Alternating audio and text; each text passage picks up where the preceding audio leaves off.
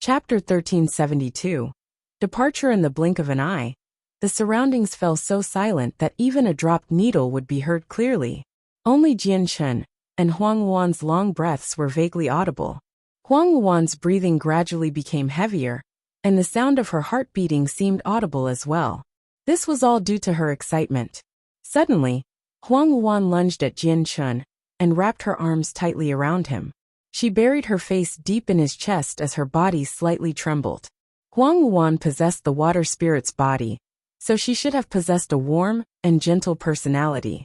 However, her personality was the exact opposite. Deep in her was a natural sense of chivalry, and she was relatively straightforward, especially in certain aspects. She lacked the bashfulness present in young girls. Jianchen gently embraced Huang Wan as he could feel her supple skin. He could not help but let his state of mind waver slightly. "Wanner, it's been tough for you these days.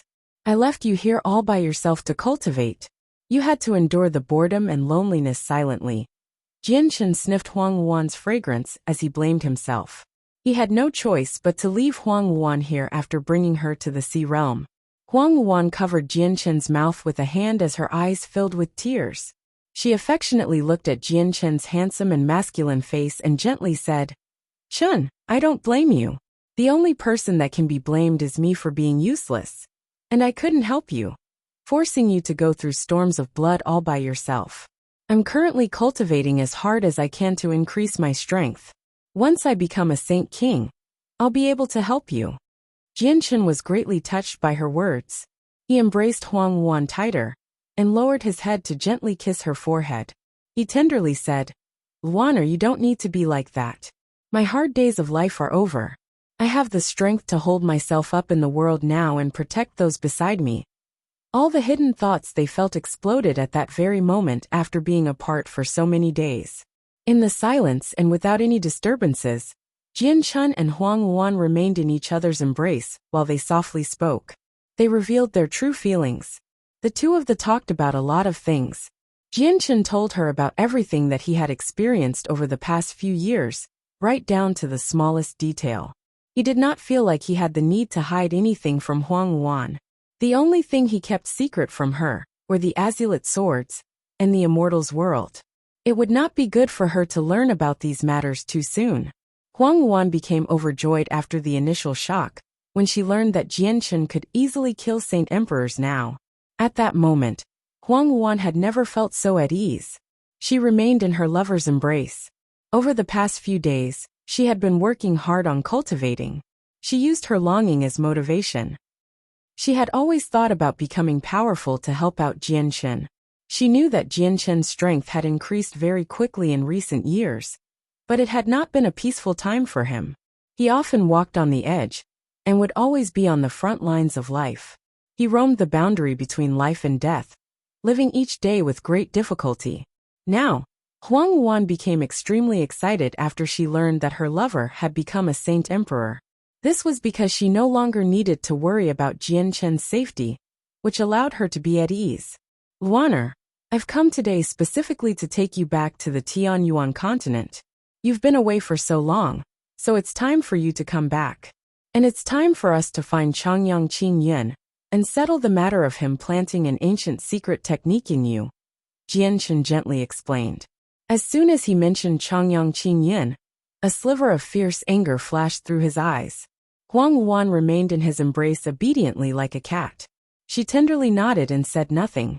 Jianchen took Huang Wan to see Yadrium afterward and thanked her for looking after Huang Wan all this time. He pulled out a first and second grade violet cloud peach from his space ring and said, "Hall Master, these are some heavenly resources I obtained in the space that I went into to search for Her Majesty's revival materials. They possessed extremely wondrous effects. This peach of a deeper color is for you. And please hand the other one to Elder Atlantis for giving me assistance back then." Yadrium thanked Jianchen before accepting the two peaches. She did not pay too much mind to them. Jianchen could tell with a single glance that Yadrium treated the two peaches as nothing. He could not help but add, "Hall Master, do not underestimate these two peaches. Once I leave, it's best for the Hall Master to ingest the peach as soon as possible. Its effects will definitely give you a pleasant surprise." Really? Yadriam examined the peach in her hands and glanced at Jianchen doubtfully. She did not believe that the peach would surprise her at all. She was already a saint emperor. No matter how valuable the heavenly resource was, its effects would be insignificant on an expert like her. Jianchen also left behind 2 second-grade comprehension tea leaves and some water from the springs of life. He told Yadriam how to prepare the tea before leaving with Huang Wan. Jianchen stood on the Ziying sword with his arm around Huang Wan's waist above the sea goddess hall. He shot off into the distance as a streak of light, headed to the serpent god hall. The Ziying sword moved extremely quickly, so quickly that Jianchen was unable to distinguish the rapidly receding landscape around him. He used the senses of his soul to find his way. Huang Wan felt like she had entered a tunnel in space-time as she stood on the sword. Everything was all blurry around her. Chun, this Ziying sword is so fast. I never thought that the 2 swords you forged could be used like this. Huang Wan emotionally sighed as she stared at the Ziying sword beneath her in surprise. This is only the base speed. As I grow stronger, the speed will increase. Jianchen smiled complacently. Traveling had always been a pain to him, due to the fact that he was unable to comprehend the mysteries of the world on the level of a saint king. The Ziying sword made up for this flaw. Soon, Jianchen arrived in the territory of the Serpent God Hall and stopped before some ruins. This was the territory of the Kaler tribe, but it had been reduced to nothing. The entire place had fallen into ruins. Chapter 1373. Returning to Flame City, the Kaler tribe had been reduced to almost nothing from flames. The ground had been burned to a pitch black with a few black remains scattered throughout the surroundings. From the ruins and remains, the Kaler tribe had been devastated several days ago. The ruins were silent without any signs of life. The moaning of the wind blew some ashes off the ground. It was a dreary sight.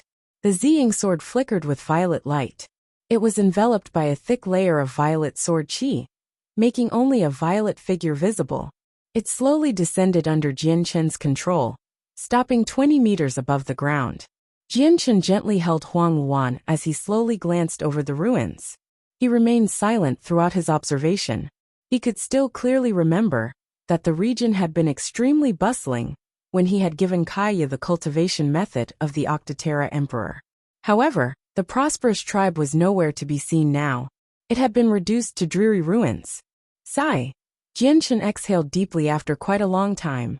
When he had given the cultivation method to Kaya, it was to thank her for her help, and to find the Octoterra Emperor a successor. Thus, Kaya would become the second Octoterra Emperor. Yet now, I wonder if Kaya is still alive, Jianchen thought. He felt no sorrow. This was a world where the strong preyed on the weak. Tragedies like the Kaler tribe happened often both in the Sea Realm and the Tianyuan continent. Chun, is your friend here? Huang Wan gazed around before looking at Jianchen. Jianchen said, "This used to be a friend's home. I never expected this tribe to face destruction. I wonder if my friend is still alive or not." Afterward, Jianchen expanded his soul as hard as he could and enveloped almost 300,000 kilometers. He searched as hard as he could, but he did not find Kaya in the end. Let's go. Jianchen stopped searching and left with Huang Wan. He flew toward the Tianyuan continent.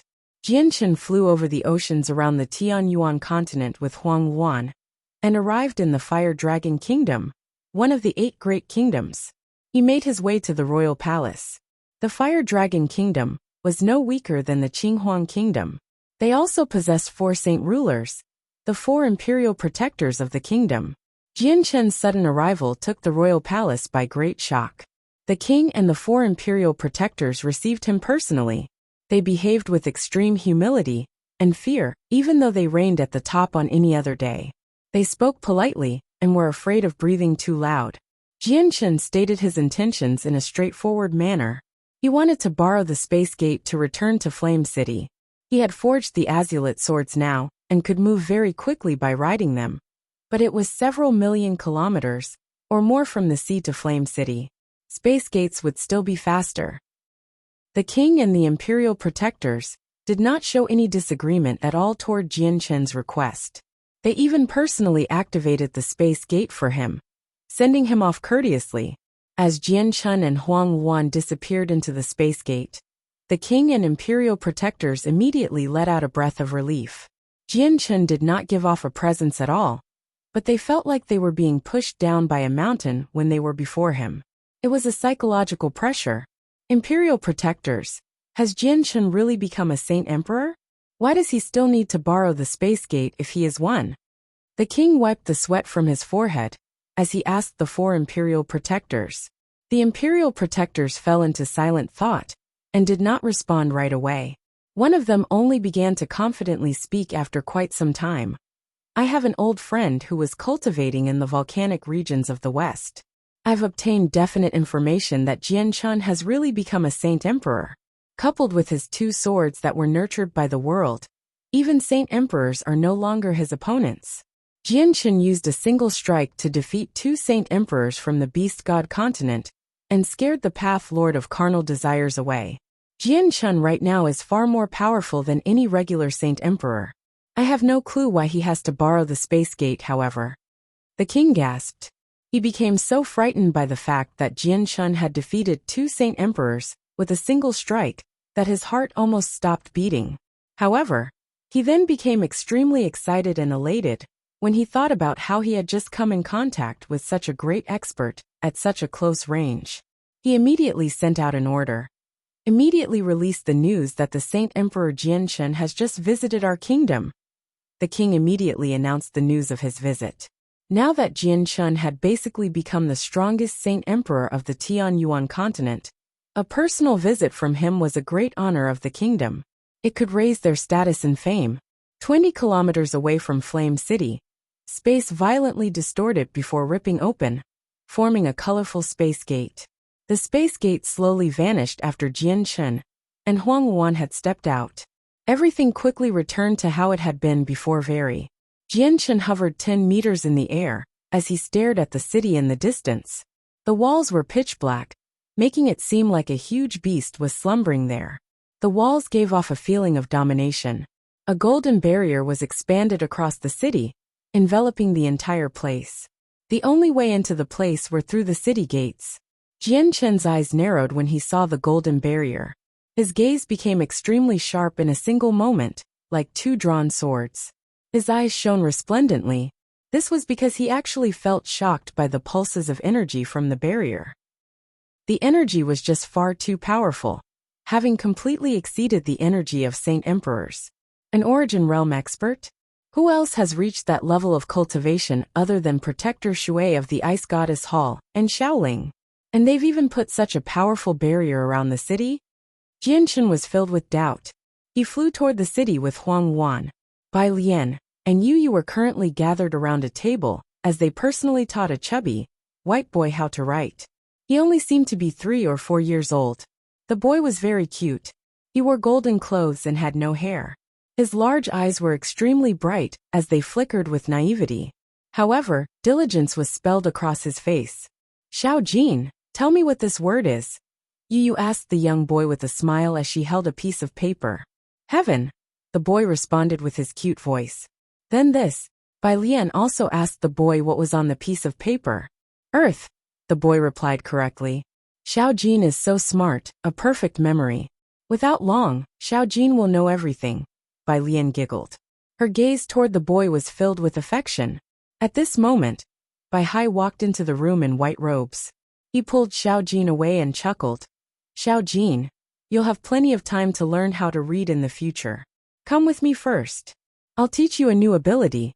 The barrier you created is extremely powerful, but there are still many flaws. The barrier of Mercenary City made its energy sink into the ground, making the ground as tough as steel. Come with Grandpa, I'll teach you a new way to use the energy. The boy did not resist at all, as he was led away by Bai Hai. Only Yu and Bai Lian voiced their displeasure. What do you know? There's plenty of time to learn how to read in the future. The utmost priority is to make Flame City as tough as steel, as well as to get Xiao Jin better acquainted with his abilities, said Bai Hai righteously. He ignored the disagreement of the 2 girls as he led Xiao Jin away. But at this very moment, Xiao Jin seemed to sense something. He looked in the direction of the city gates, before turning into a flash of golden light. He vanished in a single moment. Chapter 1374. Reunion. Xiaojin, come back. Where are you going? Bai Hai yelled. He was frightened and pursued Xiaojin. He had already spent some time with Xiaojin. Xiaojin had always been extremely obedient during that period of time. The boy followed everything they told him to do, just like a good child. Bai Hai felt rather uneasy seeing how he acted out of the norm today. Bai Hai was convinced of Xiaojin's strength after his initial doubt, and after spending so much time together. Even though Xiaojin's strength was beyond a Saint Emperor's strength, and was extremely shocking and unbelievable, he had slowly begun to accept it after some time. Bai Hai's treatment of Xiaojin immediately underwent a drastic change after understanding his strength. Xiaojin possessed terrifying strength, but still possessed the mind of a child. In fact, he knew nothing, just like a newly born infant. As a result, Bai Hai decided to raise him like his own grandson, passing on all his battle experience and everything he knew to him. In the end, he got Xiaojin to understand the many uses of energy, and even how to use the mysteries of the world. Bai Hai had taught him how to cast down the faint golden barrier around Flame City. Bai Hai had become overjoyed for quite some time since Flame City had suddenly gained an expert who had surpassed Saint Emperor. However, he felt rather afraid and worried as well. He did not know the origins of Xiaojin, or whether he would suddenly leave the city at a certain point in time. Bai Hai became extremely worried by Xiaojin's abnormal behavior. He was afraid that the boy would leave and never return. Xiaojin! Xiaojin! Yu and Bai Lian's cries rang out from behind. They also ran out of the hall quickly and worriedly looked for Xiaojin. They immediately chased after him.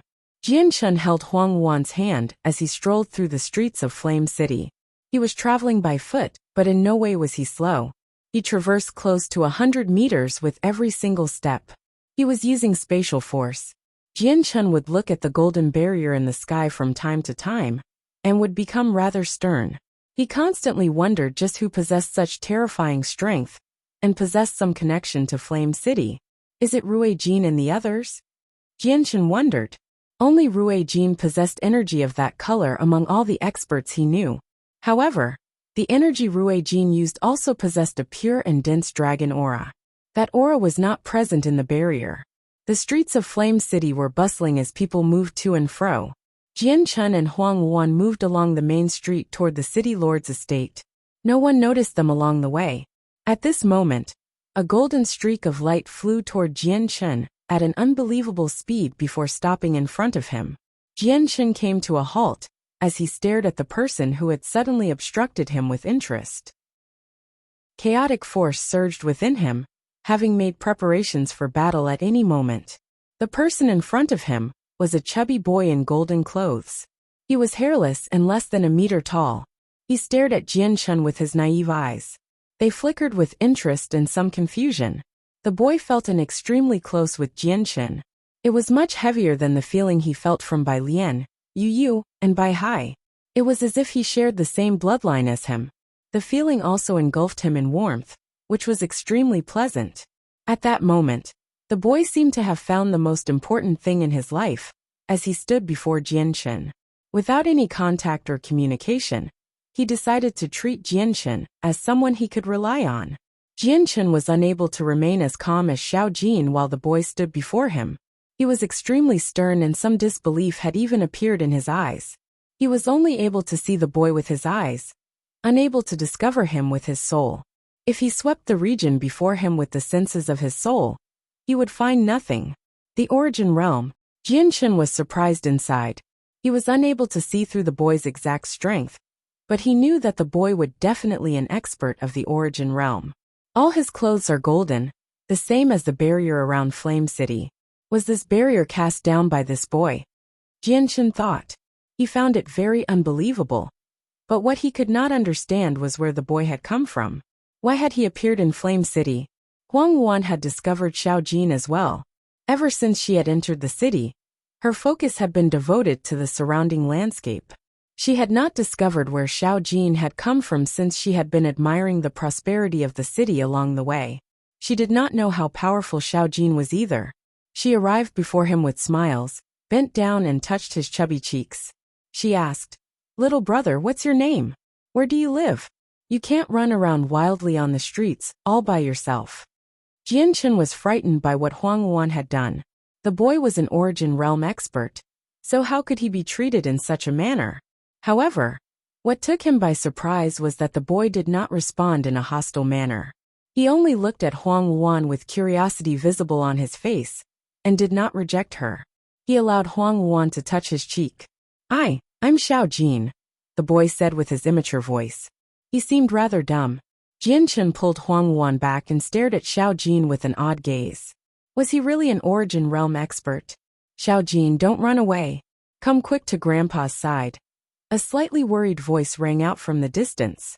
Bai Hai shot over from the city lord's estate and tightly grabbed Xiao Jin's hand. He would not let go no matter what, afraid that the boy would suddenly run away. Great-grandfather. Jianchen exclaimed in surprise. He became even more confused when he saw how closely Bai Hai and the boy interacted.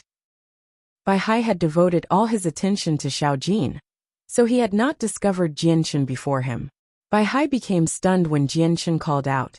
Before raising his head to look at Jianchen, he immediately became overjoyed, letting go of Xiao Jin's hand immediately. He tightly grabbed Jianchen by the shoulders and laughed aloud. My good grandson, you finally returned. Great-grandfather, this? Jianchen asked in doubt as he pointed at Xiao Jin. Bai Hai's mood became elated with Jianchen's return. He chuckled aloud and said, Grandson, let's return to the city lord's estate. I'll explain everything in detail there. In the estate, Yu, Bai Lian, Bai Hai, Jianchen, Huang Wan, and Dugafeng gathered together to celebrate their return. The dining table was filled with various delicacies, but none of them were interested in eating. They all wanted to confirm if the various rumors floating around the continent about Jianchen were true. Yes, it was me who heavily injured the 2 saint emperors from the beast god continent. My cultivation level may still not be there, but if we really do end up fighting, there's probably no saint emperors who can be my opponent. Jianchen spoke the truth and hid nothing. Announcing his strength to his close friends and family would only bring benefits. It would also set their hearts at ease, no longer needing to worry about his safety all day long. They were all euphoric when they gained Jianchen's confirmation. The rumors had appeared long ago, but they were still rumors, and would not be true sometimes. They could only believe them once they received personal confirmation from Jianchen. At this moment Xiao Jin ran in from outside. He climbed onto a seat, and began to wolf down the delicacies on the table all by himself, but he would always glance at Jianchen from time to time with his large eyes. Jianchen asked everyone about Xiao Jin's identity, but no one present could answer that question unfortunately. It was a complete mystery to them. At this moment, Yu said after some hesitation, Jianchen, my master said that he's a spirit nurtured by the world. He was born from the tungsten alloy mine. What? Xiao Jin's a spirit born from the tungsten alloy mine? Bai Hai was in disbelief. Sister Yu, why didn't you tell us sooner since you already knew? Oh, was it all caused by Xiao Jin when the mine was struck by the lightning? Bai Lian said with some displeasure. Chapter 1375. Everyone becomes a Saint King, 1. Yu smiled apologetically. Sister Bai Lian, grandfather, please forgive me for keeping this a secret, because this matter is just far too shocking. Even when I personally learned this from my master, I felt like it was all just a tale. It was difficult for me to accept, which was why I didn't tell you all as soon as I learned of Xiao Jin's identity. Jianchen could not help but think of the metallic spirit origin energy, hidden in the depths of the tungsten alloy mine, with Yu's explanation. The sword spirits had discovered its existence long ago, but it had not matured back then, so he left it hidden deep within the tough tungsten alloy. Even the Grand Elder of Mercenary City back then, Tianjian, was unable to penetrate that deep, so he could only leave it be in the end. He had never thought that the metallic spirit would have fully matured before he returned to the city, and would have been able to endure the heavenly tribulations to take on a human form. It was extremely powerful. Jianchen's gaze toward Xiao Jin became rather odd after learning Xiao Jin's identity. He could obviously tell that Xiao Jin's naivety was like a newly born infant. He was a harmless-looking boy, but an origin realm expert at the same time, which Jianshan found rather difficult to accept. He had learned from the sword spirits just how impressive the metallic spirit was, and its unlimited future potential. However, he was just taken by disbelief to think that it would be an origin realm expert as soon as it came into existence. After all, there were only 5 experts of the origin realm, even in ancient times. Ignoring the one from the Ice Goddess Hall, there were the 4 champions of the humans, magical beasts, sea race, and 100 races. This was more than enough to see just how rare they were. Even right now, there were only 2 origin realm experts on the Tianyuan continent at most. However, what made Jianshan even more confused was why Xiao Jin would appear in Flame City after assuming a human form, and why he felt that Xiao Jin's gaze toward him was filled with reliance. He did not shrug off Bai Lian and the others either, which he could not understand no matter how he thought about it. The Tianyuan continent is currently facing a disaster. The world of Forsaken Saints is about to invade our world. We're in desperate need of a powerful force in this crucial period of time. Xiao Jin's sudden appearance just holds far too great of a significance. However, he seems to be lacking knowledge in many areas. We need to teach him a lot over the next few days, especially techniques regarding battle, said Jianshan. The topic of conversation soon shifted away from Xiao Jin. Brother Ming Dong is currently cultivating in a secret room we've specially prepared for him in Flame City. He's already become a saint ruler, and we don't know what level he's reached now. However, Brother Ming Dong's talent is much greater than grandfather's talent. His rate of cultivation has even made grandfather speechless. Jianshan expanded his soul and swept the surroundings. Indeed, he found Ming Dong in seclusion 1,000 meters underground. He really did improve at an extremely great rate, having reached the 8th heavenly layer of Saint Ruler already. Jianshan then looked toward the silent Du Gufeng at the table. Du Gufeng was among his earliest group of followers. He had met him with Ming Dong when they had competed in the gathering of mercenaries in Mercenary City. Du Gufeng was not as powerful as Ming Dong back then in the competition, but the difference between the two had not been particularly great. Yet now, Ming Dong had already become an 8th heavenly layer saint ruler, while Du Gufeng remained a heaven saint master. Du Gufeng's not banned. He's remained as the disciplinary elder of Flame City for a very long time, committing meritorious services for the Flame mercenaries. He's even pushed back his own cultivation. It would have been impossible for the mercenaries to be as stable as it is right now without Du Gufeng. Bai Hai said from one side. The gaze he used on Du Gufeng was filled with kindness. Yeah, I don't want Du Gufeng to busy himself because of the Flame mercenaries and end up not cultivating at all.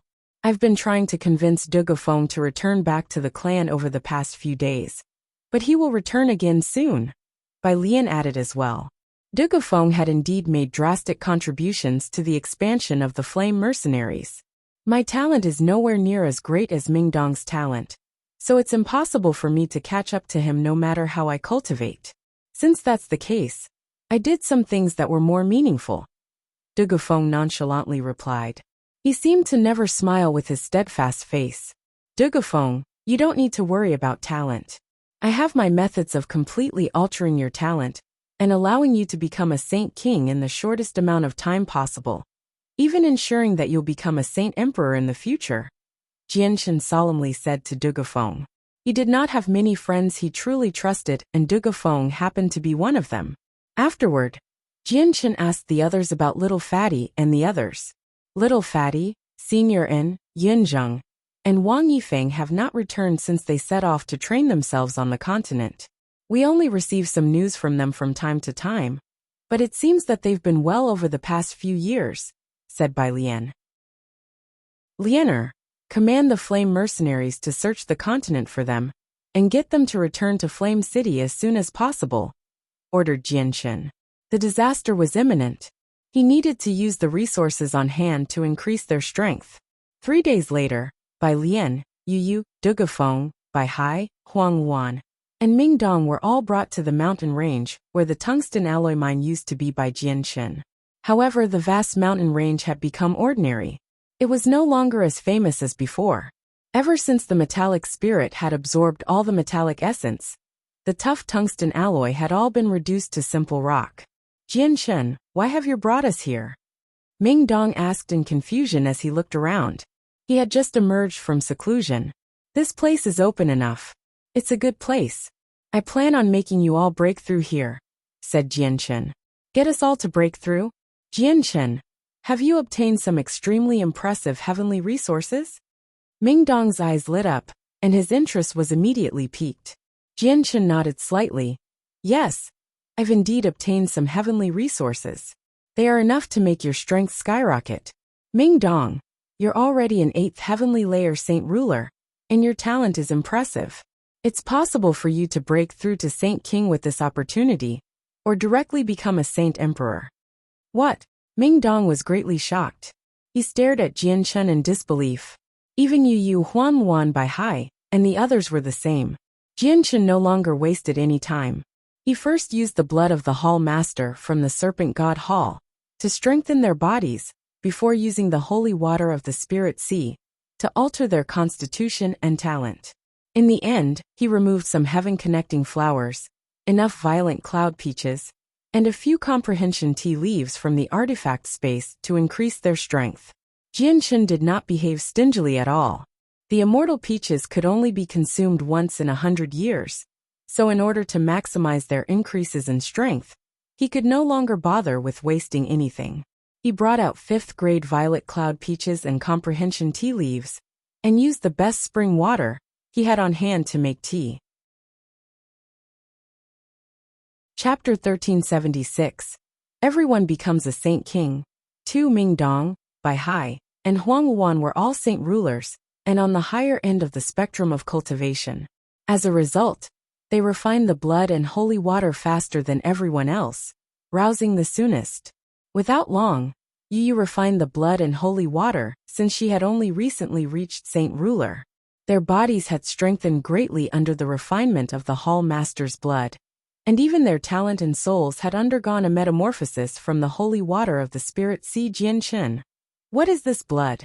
It actually contains such powerful energy.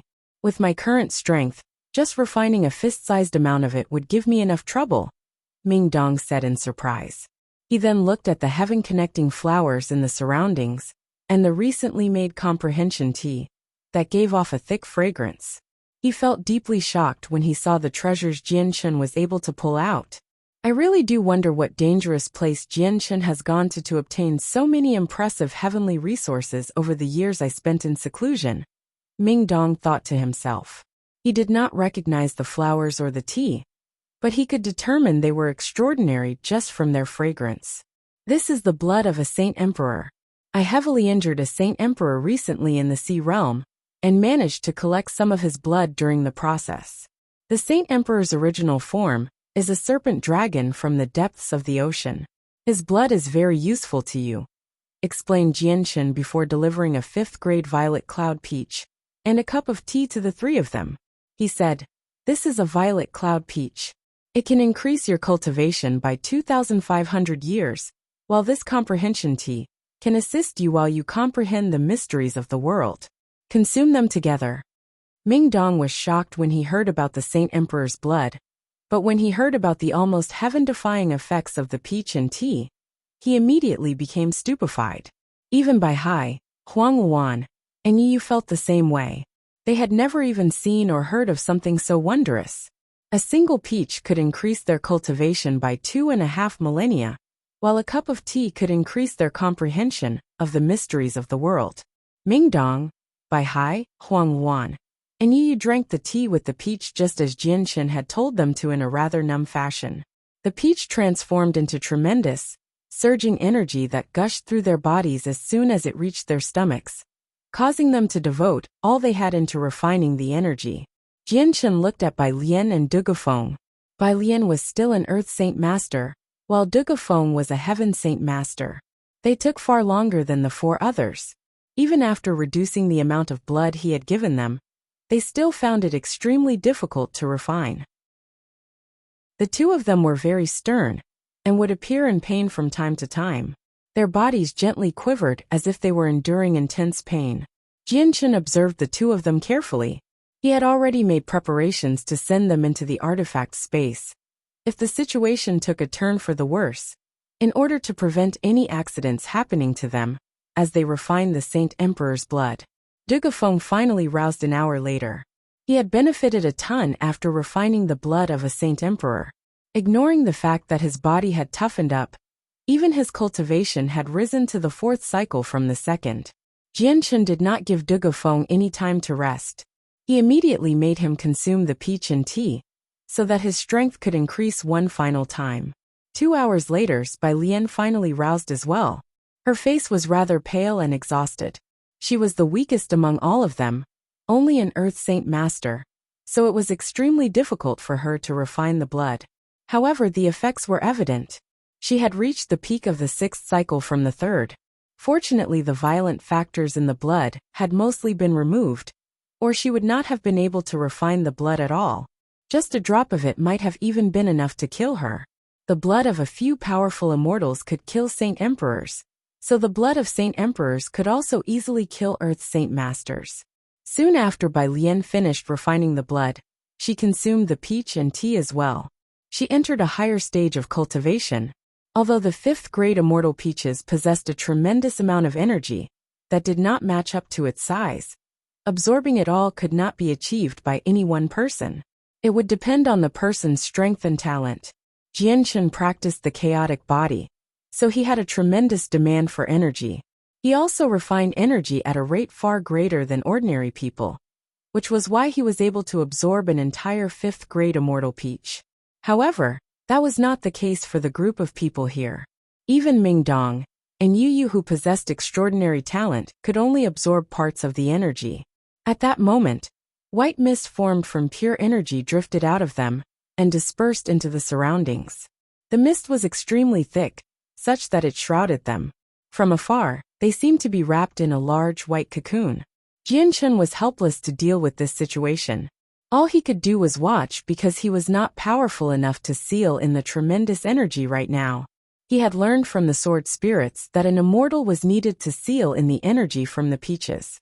As the energy dispersed into the surroundings, the energy of the world in the mountain range quickly became very dense. It constantly increased. Jianchen sat on a nearby mountain, as he used his soul to watch over them, as he comprehended the sword. He had not understood all the sword techniques he had learned from the sword spirits. Several days later, 3 tremendous presences suddenly appeared. Mingdong, Huangwan, and Bai Hai all broke through to Saint King, drawing in rainbow clouds, which covered a radius of several 100,000 kilometers. The rainbow colors from the clouds were bright and resplendent as 3 layers of them stacked on top of one another. They illuminated the world and dyed the entire region a shade of rainbow colors. Jianchen stood up on the mountain and waved his hand. Suddenly, a gentle force surged over and enveloped Dugafeng and Bai Lian. He took them elsewhere, preventing any disturbances caused by Mingdong, Bai Hai, and Huangwan's breakthroughs. The rainbow clouds in the sky had caused a very large commotion on the continent. The birth of Saint Kings was extremely significant to the various organizations across the continent. Particularly in an age that lacked Saint Emperors, Saint Kings were even more valuable than they were before. Another person's become a Saint King. Fantastic, we just happen to be in need of Saint Kings. All the Saint Kings in Mercenary City glanced in the direction of Flame City. No, there seems to be 3 layers of rainbow clouds stacked upon one another. Are there 3 people becoming Saint Kings at the same time? Sangqiong was the first one to discover the abnormality of the clouds. He was surprised. You're right. There really are 3 layers of clouds stacked together. We may not be able to see them from so far away, but I can clearly sense 3, said a Saint King at great perfection. Surprise filled his face, since 3 people simultaneously becoming Saint Kings was very rare. It seems to be in the direction of Flame City. Have Saint Rulers of the Flame Mercenaries broken through? That may not be the case. There's some hermit and ancient clans in that direction as well. It might be them. Quite a few Saint Kings discussed the matter in Mercenary City. It was quite a significant matter for 3 Saint Kings to appear together on the Tianyuan continent. No one was certain who they were. However, it was only a casual discussion. This matter was not enough to draw them over to see what was going on. Only the breakthrough of Saint Emperors would attract them. Mingdong, Bai Hai, and Huangwan used the violet cloud peaches and comprehension tea to become Saint Kings. The presences from them were as vast as an ocean. They were enough to kick up large gales that swept through the surroundings, where even the clouds in the sky were affected. The rainbow clouds churned as a result. The three of them had not roused from their cultivation yet. The effects of the immortal peaches and tea were still present, allowing their strength to skyrocket, as if there was no end to it. Chapter 1377. Breakthroughs complete. At this moment, another tremendous presence erupted as well. 4 presences appeared at the same time, causing the energy in the surroundings to become chaotic. The wind in the surroundings became even more violent as well. Yu had also broken through to Saint King, drawing in more rainbow clouds. There were now 4 layers of clouds in the sky. With the 4 layers combined, the clouds spanned across an unprecedented area. They almost enveloped the area 1,000,000 kilometers away. Even in Mercenary City, the distant horizon glowed with rainbow light. The Saint Kings who had gathered in Mercenary City all looked in the direction of Flame City. They were all astounded. It was already an overwhelming matter for 3 people to simultaneously become Saint Kings on the Tianyuan continent. It was extremely rare even in the prosperous ancient times. There were 4 people becoming Saint Kings now, and they were all located in the same region. They had no choice but to feel astounded. Good. Fantastic, another person's become a Saint King. Our continent's power has increased slightly again. The young really are going to be surpassing the old. A Saint King at great perfection praised. Has the breakthrough to Saint King become easier than before? Many people connected the 4 simultaneous breakthroughs to this question. Back in the mountain range near Flame City, Yu was clearly different from everyone else when she broke through. White, clear, and gentle light flickered on her body, as if she was a moon in the night. Endless amounts of white light gathered behind her and condensed into a huge round moon in the end. It was extremely bright and gave off a gentle glow. It illuminated the surroundings, adding a unique color to the rainbow world that the clouds created. Jianchen stared at Yu from afar. He knew that Yu's cultivation method was extremely extraordinary, far more powerful than Saint Tier cultivation methods, or cultivation methods of Saint Emperors. This was why a phenomenon like this had occurred as soon as she broke through to Saint King. Afterward, Dugafeng and Bai Lian broke through as well, reaching Saint Ruler. The energy from the violet cloud peaches still remained, continuing to carry their strength through the cultivation levels like a hot knife through butter. In the sky, 2 layers of 5-colored rainbow clouds silently formed, enveloping an area of 100 kilometers. However, since 4 layers of 7-colored rainbow clouds already occupied the sky, the 2 layers were ignored. Many people even missed them altogether. A few figures appeared one after another in the surroundings.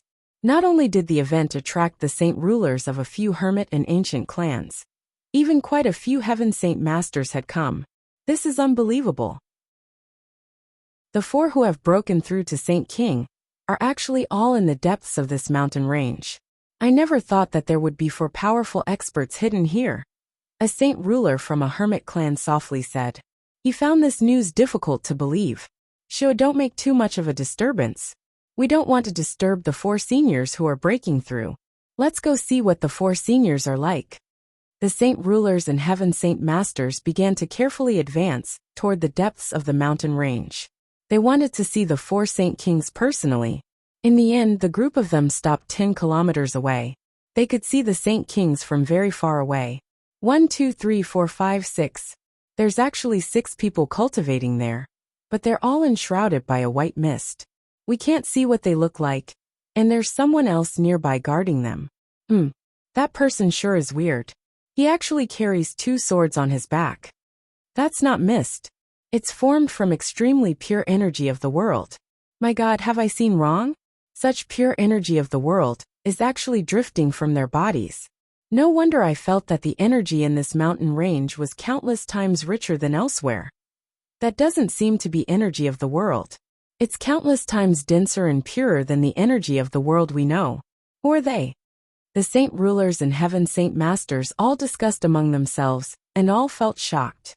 All of them spoke very gently, or used communication techniques to communicate. They were afraid of disturbing the people there. Everyone, I am the captain of the flame mercenaries Jianchen. My friends are cultivating here, so please do not approach them and disturb them. Otherwise, I can only cause you offense, Jianchen said to all of them through a communication technique. What? The captain of the flame mercenaries? I've actually just heard from the captain of the flame mercenaries. It's that person with 2 swords on his back. I never thought he'd actually be the great Saint Emperor Jianchen. Those people are actually being guarded personally by Saint Emperor Jianchen. Everyone back off, we can't get too close.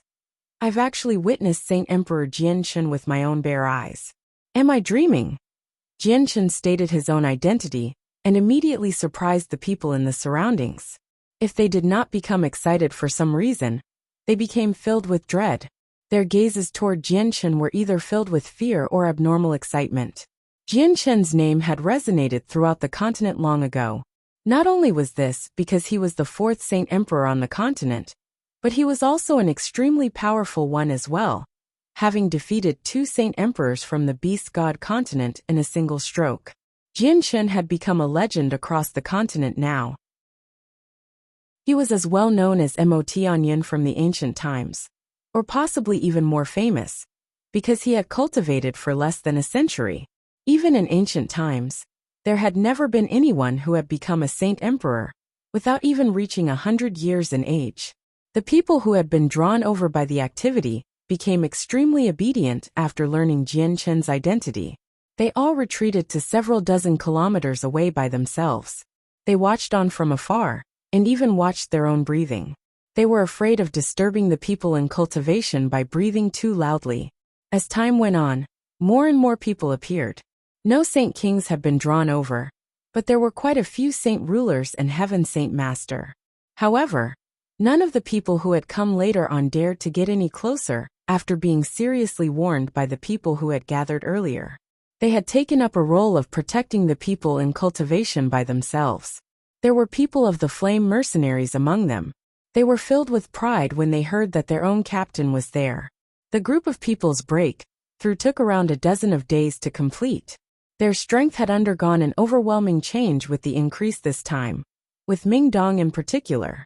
He was the strongest, having reached the 8th heavenly layer of Saint King, followed by Huang Wan, and Yu Yu at the 7th heavenly layer. Bai Hai on the other hand fell behind. As the person who had reached Saint Rulers many years ago, he was now at the 6th heavenly layer of Saint King. Du Gufeng had become a Saint King along with the 4 of them. He reached the 4th heavenly layer from a heaven sant master in the beginning. Only Bai Lian was the weakest, but even with that being the case, she had reached the peak of the 9th heavenly layer as a saint ruler. She was quite close to becoming a Saint King. They were all filled with joy when they roused from cultivation, Ming Dong in particular. He had reached the 8th heavenly layer of Saint King in a single stroke from Saint Ruler, making him the strongest among all of them. This comprehension tea is just far too wondrous.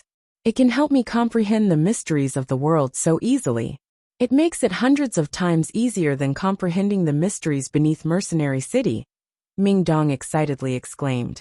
Jianshan also faintly smiled. He was happy for their drastic increase in strength.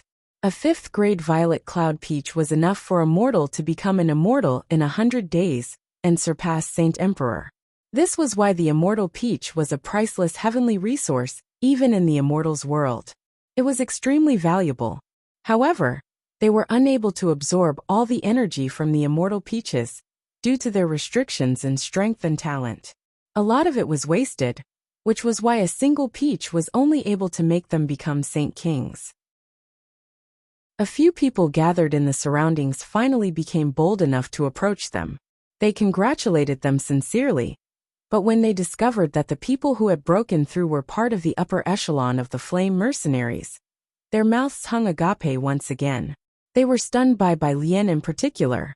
She had only been an Earth Saint Master before, and within just a dozen days, she had become a 9th heavenly layer Saint Ruler. She was even more powerful than them. So the people who had come over with congratulations all became flabbergasted. They struggled to accept the reality of the matter. At that moment, they even thought that their cultivation of thousands of years had been a complete waste. Chapter 1378, Attack. 1. After returning to Flame City, the upper echelons break through to Saint Ruler and Saint King spread through the city like wildfire. It threw the people in the city into great shock, the people of the Flame Mercenaries affected in particular. They all put down their matters at hand and gathered in groups as they celebrated. They cheered for the increase in the mercenaries' strength. The Flame Mercenaries had once been a powerful organization that even the 10 protector clans feared. But it was all due to their captain, Jian Chun, and the 3 magical beasts. The Flame Mercenaries only possessed a few saint rulers aside from them. It was different now. Huang Wan, Yu Yu, Bai Hai, Mingdong, and Dugafeng had all become saint kings. And even Bai Lian had reached the 9th heavenly layer of saint ruler. They had no need to fear the protector clans anymore with such a powerful combination. Perhaps they could not match up to the protector clans in terms of heritage, but they could match up in strength at the very least. The strength of the mercenaries made all its members extremely excited and emotional. All the people entered seclusion again, right after their strength had increased. They had grown just far too quickly within the past few days, so they needed to practice their new abilities, or they would not be able to display their power in battle at all. A few days later, a series of cries rang out from a large bird in the distant sky. The bird was 5 meters wide. It had collided with the golden barrier outside, producing a miserable cry as it fell out of the sky. On the back of the bird sat 4 people. Due to the momentum, they all struck the golden barrier as well. They became dizzy and fell off the bird. However, 2 of them were Heaven Saint Masters and could fly. They controlled themselves very quickly before moving through the air, saving one of their Earth Saint Master companions each. In the end, the 4 of them landed safely on the ground despite the shock. They rubbed their heads as they stared at the barrier around Flame City in doubt. A huge bird beside them flapped its wings as it stood up with difficulty. Its head had become bloodied, and its neck had been broken. Where did this barrier come from? Why can't we pass through it? Have we been kicked out of the group after leaving back then? A young man in his 20s stared at the barrier like a victim, as he complained in displeasure. The Flame Mercenaries are becoming more and more established. With this powerful barrier, people are unable to enter the city by air. The only way in is through the gates, said a middle-aged man. His face was resolute while his eyes were fixated on the city walls.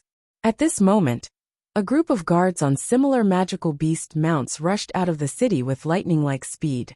They charged toward the 4 of them and surrounded them. Who are you? Don't you know that it's forbidden to fly in Flame City? State your identities and intentions, the middle-aged leader coldly commanded. He was a Heaven Saint Master, and wore armor forged from tungsten alloy. He seemed to possess quite an impressive demeanor. Now that the Flame Mercenaries had powered up, even the guards had an air of complacency around them because of the glory. Who's in charge of the Flame Mercenaries right now? Is it Jianchen or Sister Bai Lian? Why don't you hurry up and report to them that the 4 of us have returned? The one, who seemed the youngest among them, slowly replied, like an old man. He did not treat the Heaven Saint Master's words with any importance at all. The Heaven Saint Master's face sank, and his eyes narrowed in a single moment. Their captain was now a legendary Saint Emperor on the continent. His status was so great that even great Saint Kings needed to treat him courteously when meeting him. It was an unforgivable crime for the group of insignificant Earth Saint Masters and Heaven Saint Masters to directly refer to their captain by his name. Just when the leader of the guards wanted to send out the order to capture the 4 of them, his gaze suddenly froze. His eyes became fixated on the young man who had called Jian Chen by his name, before his face abruptly took on a new expression. He then quickly glanced over the 3 others and became surprised. He asked, "Are you Xiao Tianyu, Wang Yifeng, Yun Zheng and Seniorin, the 4 people Jianchen is looking for? I never thought that there would still be people who remember us after being gone for so long." "Yes, I am Xiao Tianyu." "Oh right, who cast down the barrier around Mercenary City. Why didn't they even tell us?" "It hurt a lot," the youngest looking person present grumbled. He was little Fatty, Houston's grandson. After these years of roaming the continent, he had become a handsome young man. His face was filled with the results of traveling through wind and rain. It was resolute and rather cold. The Heaven Saint Master hurriedly dismounted and politely bowed to the four of them. He said, "I am Zhuofan. I didn't know you were the four sirs before, so please forgive me if I have offended you. I don't know what's up with this barrier either. All I know is that it suddenly appeared recently. Whatever. Let's go into the city and find Jian Shen. We have been hearing rumors that he has become a saint emperor recently and defeated 2 Class 9 magical beasts from the Beast God continent. I know these rumors are probably exaggerated, but it still should be something seeing how the entire continent knows about them," Xiao Tianyu nonchalantly said. Afterward, he called out to Wang Yifeng, Yunzheng, and Seniorin to enter the city. "You finally returning. Looking for you really wasn't easy." At this moment, clear laughter rang out. Jian Shen stood at the entrance of the city in white robes, as he looked at the four of them. "Jian Shen!" Xiao Tianyu cried out. He immediately rushed over and hugged Jian Shen. The two of them laughed from the bottom of their hearts. They had not seen each other for many years, so they were extraordinarily excited to see one another again. "Little fatty, Wang Yifeng, Yunzheng Seniorin, let's enter the city first. I've already gotten people to prepare a banquet to receive you after so much traveling." Jian Shen laughed as he directed them to the city lord's estate. Behind, the guard, who was a Heaven Saint Master, stared at the four of them in envy. They were only Heaven Saint Masters or Earth Saint Masters, yet they had been personally received by their great captain. Probably even Saint Kings could not have enjoyed such treatment. At the banquet, Jian Shen drank and talked with the four of them. They slowly told him about the things they had experienced over the years, and Jian Shen had also confirmed the rumors they had heard from various parts of the continent. They all became stunned when they learned that Jian Shen now possessed the strength to overwhelm saint emperors. The morning of the next day, Jian Shen brought the four of them back to the mountains where the tungsten alloy mine used to be. He also let out the several dozen elites from the artifact space, planning on increasing all their strength in a single stroke. At this moment, a terrifying pulse of energy appeared from far away. It caused the earth to violently shake. Chapter 1379. Attack 2. The mountain range violently rumbled as great thick cracks began to cover the entire region. Whole mountains began to collapse as rocks rolled down, creating heavy booms. The area that was shaking was extremely vast. The entire continent was affected. Even if someone was several million kilometers away, they could still sense the trembling ground. Jian Shen arrived on the highest mountain in a flash. He stood straight as he gazed into the distance.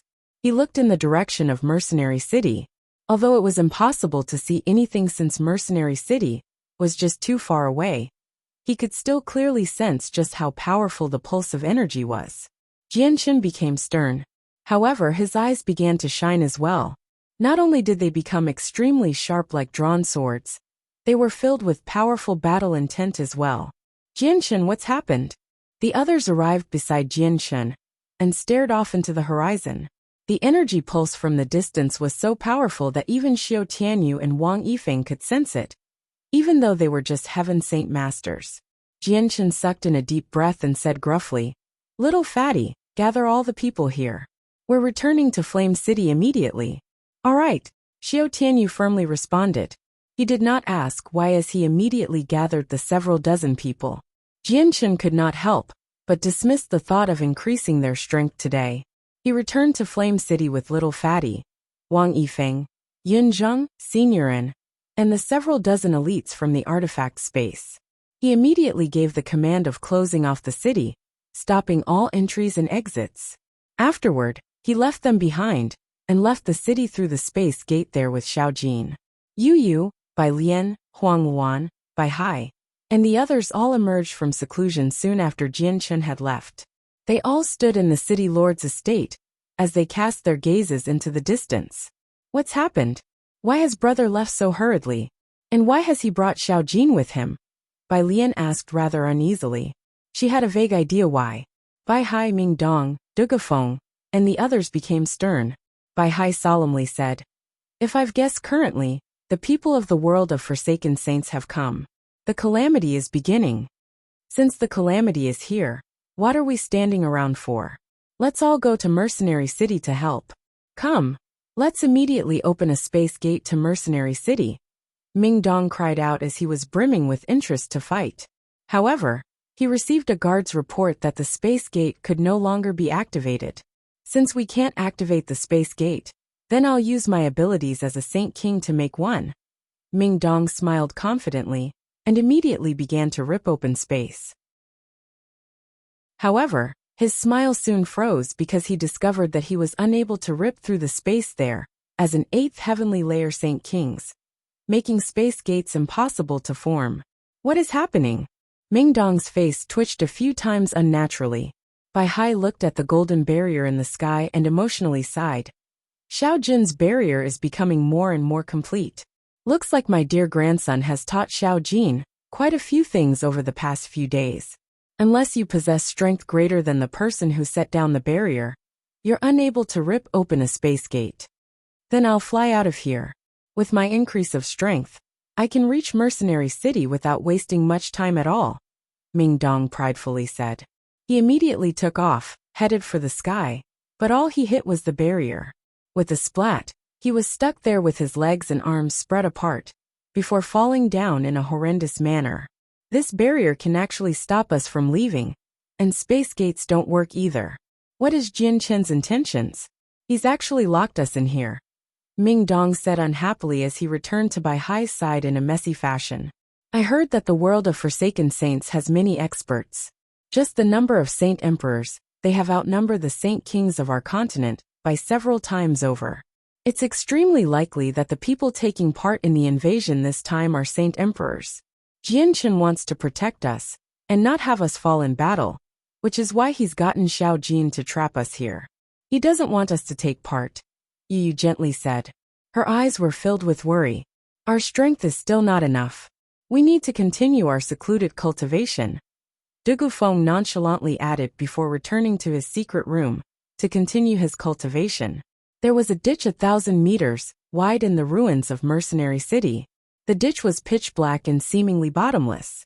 However, terrifying ripples of energy would surge into the sky and obliterate the clouds. The energy there caused the space there to violently distort. The experts gathered in the surroundings all stood afar with stern expressions. The Path Lord of Carnal Desires and the 3 Saint Emperors the Beast God Continent were all present. They all maintained their guard and were ready for battle. Oh no, there's coming over. They're all Saint Emperors. So many Saint Emperors. Xiao Ling's voice rang out from the empty air. She had materialized herself in that moment as well. Her young face was filled with fear as she stared at the depths of the ditch in unease. When the experts heard that they were all Saint Emperors, they revealed extremely ugly expressions, causing the atmosphere there to become extremely heavy. At this moment, a space gate ripped open several dozen kilometers away. Jian Chen emerged with a young boy, who was holding his hand, before quickly making his way over. His appearance caused Langkiros and Kaiser to narrow their eyes. Their gazes became filled with fear, while even the Path Lord of Carnal Desires' gaze toward Jian Chen became filled with dread as well. However, their gazes were focused on the 2 swords on Jian Chen's back for the most part. They were not the only ones who paid attention to Jian Chen's swords. At that moment, everyone present had shifted their attention away from the ditch to Jian Chen's swords. Many of them had not personally witnessed the power of the swords, but they knew that Jian Chen had used just one of them to defeat the 2 Saint Emperors from the Beast God Continent with a single attack. Big brother, you're finally here. The baddies from the world of Forsaken Saints are all coming. They have so many Saint Emperors, at least several hundred. What should we do? Xiao Ling arrived beside Jian Chen as she asked him while clinging to his hand. She was almost in tears. What? Several hundred Saint Emperors? Xiao Ling's words erupted in the minds of the Saint Kings, like a bolt from the blue. They all paled. They had thought that only around a dozen or several dozen Saint Emperors were coming. They had never thought that there would be several hundred. Jian Chen gently rubbed Xiao Ling's head and said, Don't be scared, Xiao Ling, aren't I here? I'll accompany you in battle and kill enemies together. All you need to do is use the abilities from your master to attack the enemies as soon as they appear, right? Xiao Ling immediately calmed down quite a bit when she heard that Jian Shen would be fighting with her. She firmly nodded. Chapter 1380. Attack 3. Great-grandson, come here. An ancient and amicable voice rang out. Changyang Zuxiao smiled at Jian Shen. His gaze toward him was filled with approval and pride. Changyang Zuyin Xiao and Changyang Zuyun's gaze toward Jian Shen was filled with mixed emotions. The two of them had never thought that Jian Shen would be able to grow at such a shocking pace, where the Saint Emperors of both the Tianyuan continent and the Beast God continent treated him with so much fear. Jian Shen held onto Xiao Jin's hand as he arrived beside Changyang Zuxiao. Xiao Ling followed behind him. He bowed as a junior and said, I greet the great-grandfathers and grandmother. Both Changyang Zuxiao and Changyang Zuyinxiao were far greater than Jian Shen in terms of seniority. Even with the Changyang ancestor, over a dozen generations had passed since he had founded the Changyang clan. As a result, they were all Jian Shen's great-grandmothers and grandfathers. Changyang Zuxiao, Changyang Zuyinxiao, and Changyang Zuyin all happily smiled. Even before a battle of life and death, they were still unable to hide the pride they felt inside. The Saint Kings in the surroundings all became green with envy when they saw Jian Shen bow to the three of them. After all, Jian Shen was a true Saint Emperor in their eyes now. This was an overwhelming matter for Saint Kings, to receive a bow from a Saint Emperor. Many people immediately became riddled with jealousy when they discovered just how much the barrier spirit relied on Jian Shen. However, they did not know Xiao Jin's true identity. None of them were able to see through his strength, or no one would have known how they would end up reacting if they found out that two Origin Realm experts relied on Jian Shen so much. The veiled heavenly enchantress looked at Jian Shen from afar from within a group of people. Her enchanting eyes would shift to Xiao Jin from time to time. She secretly clenched her teeth, as her gaze toward him became extremely mixed. Even her hand around the zither of the demonic cry tightened slightly. Great-grandson, leave the child in the divine hall. There will be extremely many Saint Emperors attacking from the world of Forsaken Saints this time. We won't be able to look after him once we start fighting. Changyang Zuxiao looked at Xiao Jin before pulling out a divine hall in an attempt to protect him. He guessed that Xiao Jin might have been Jian Shen's child. He had no idea why Jian Shen would bring his child here. But with Jian Shen's special status, it would be inconvenient to ask. Jian Shen had no idea how to react with what Changyang Zuxiao attempted to do. Just when he wanted to say something, a violent boom suddenly rang out from the ditch, together with a violent spatial stream. After the spatial stream gushed out, tremendous presences radiated from the ditch. They quickly surged into the sky as a group of Saint Emperors from the world of Forsaken Saints charged into the sky. Their terrifying presences swept through the surroundings, causing space to collapse and the world to spin. Just their presences had forced countless Saint Kings back. Activate the formations, called out the Grand Elder of Mercenary City. His voice was thunderous as it reverberated 10,000 kilometers away. Countless formations appeared, not just on the ground, but in the air as well. These formations were all the strongest formations cast down by the greatest formation masters on the Tianyuan continent, after pouring their hearts out. Within them hid the greatest trapping and killing formations from ancient clans as well. As soon as the formations appeared, the surroundings became a mix of formations. Layers upon layers of them appeared, and flickered with different colors. The pulses of energy easily ripped through space as darkness descended everywhere. The Saint Emperors from the world of Forsaken Saints who had charged out first were trapped. These formations were all linked together, so their power stacked together. Even though they were cast down by Saint Kings, several linked formations were still enough to trap, or even heavily injure a few Saint Emperors. There were 500 Saint Emperors in total who had come this time. Several dozen were trapped by the formations, while a portion of the others immediately forcefully attacked when they saw that they had become trapped. They attacked the formations from outside to assist the people inside in breaking free. The other Saint Emperors charged into the surroundings as they engaged in a battle against the four races. Use the Emperor armaments. a great elder from a protector clan yelled, and immediately pooled his power with others to control the emperor armament to battle the foreign saint emperors. The other protector clans all controlled their ancestral weapons to attack the opponents after seeing the situation. They had originally placed their emperor armaments there, so that the great elder Tianjian could cast down an absolute killing formation at the entrance to the other world. But after he had left to refine the divine hall of Mercenary City, he had not emerged since. This was why they could only give up on the idea of the killing formation. The Grand Elder of Mercenary City sighed. He also led all the experts of Mercenary City into battle. The foreign world had invaded too quickly. They had not finished their preparations.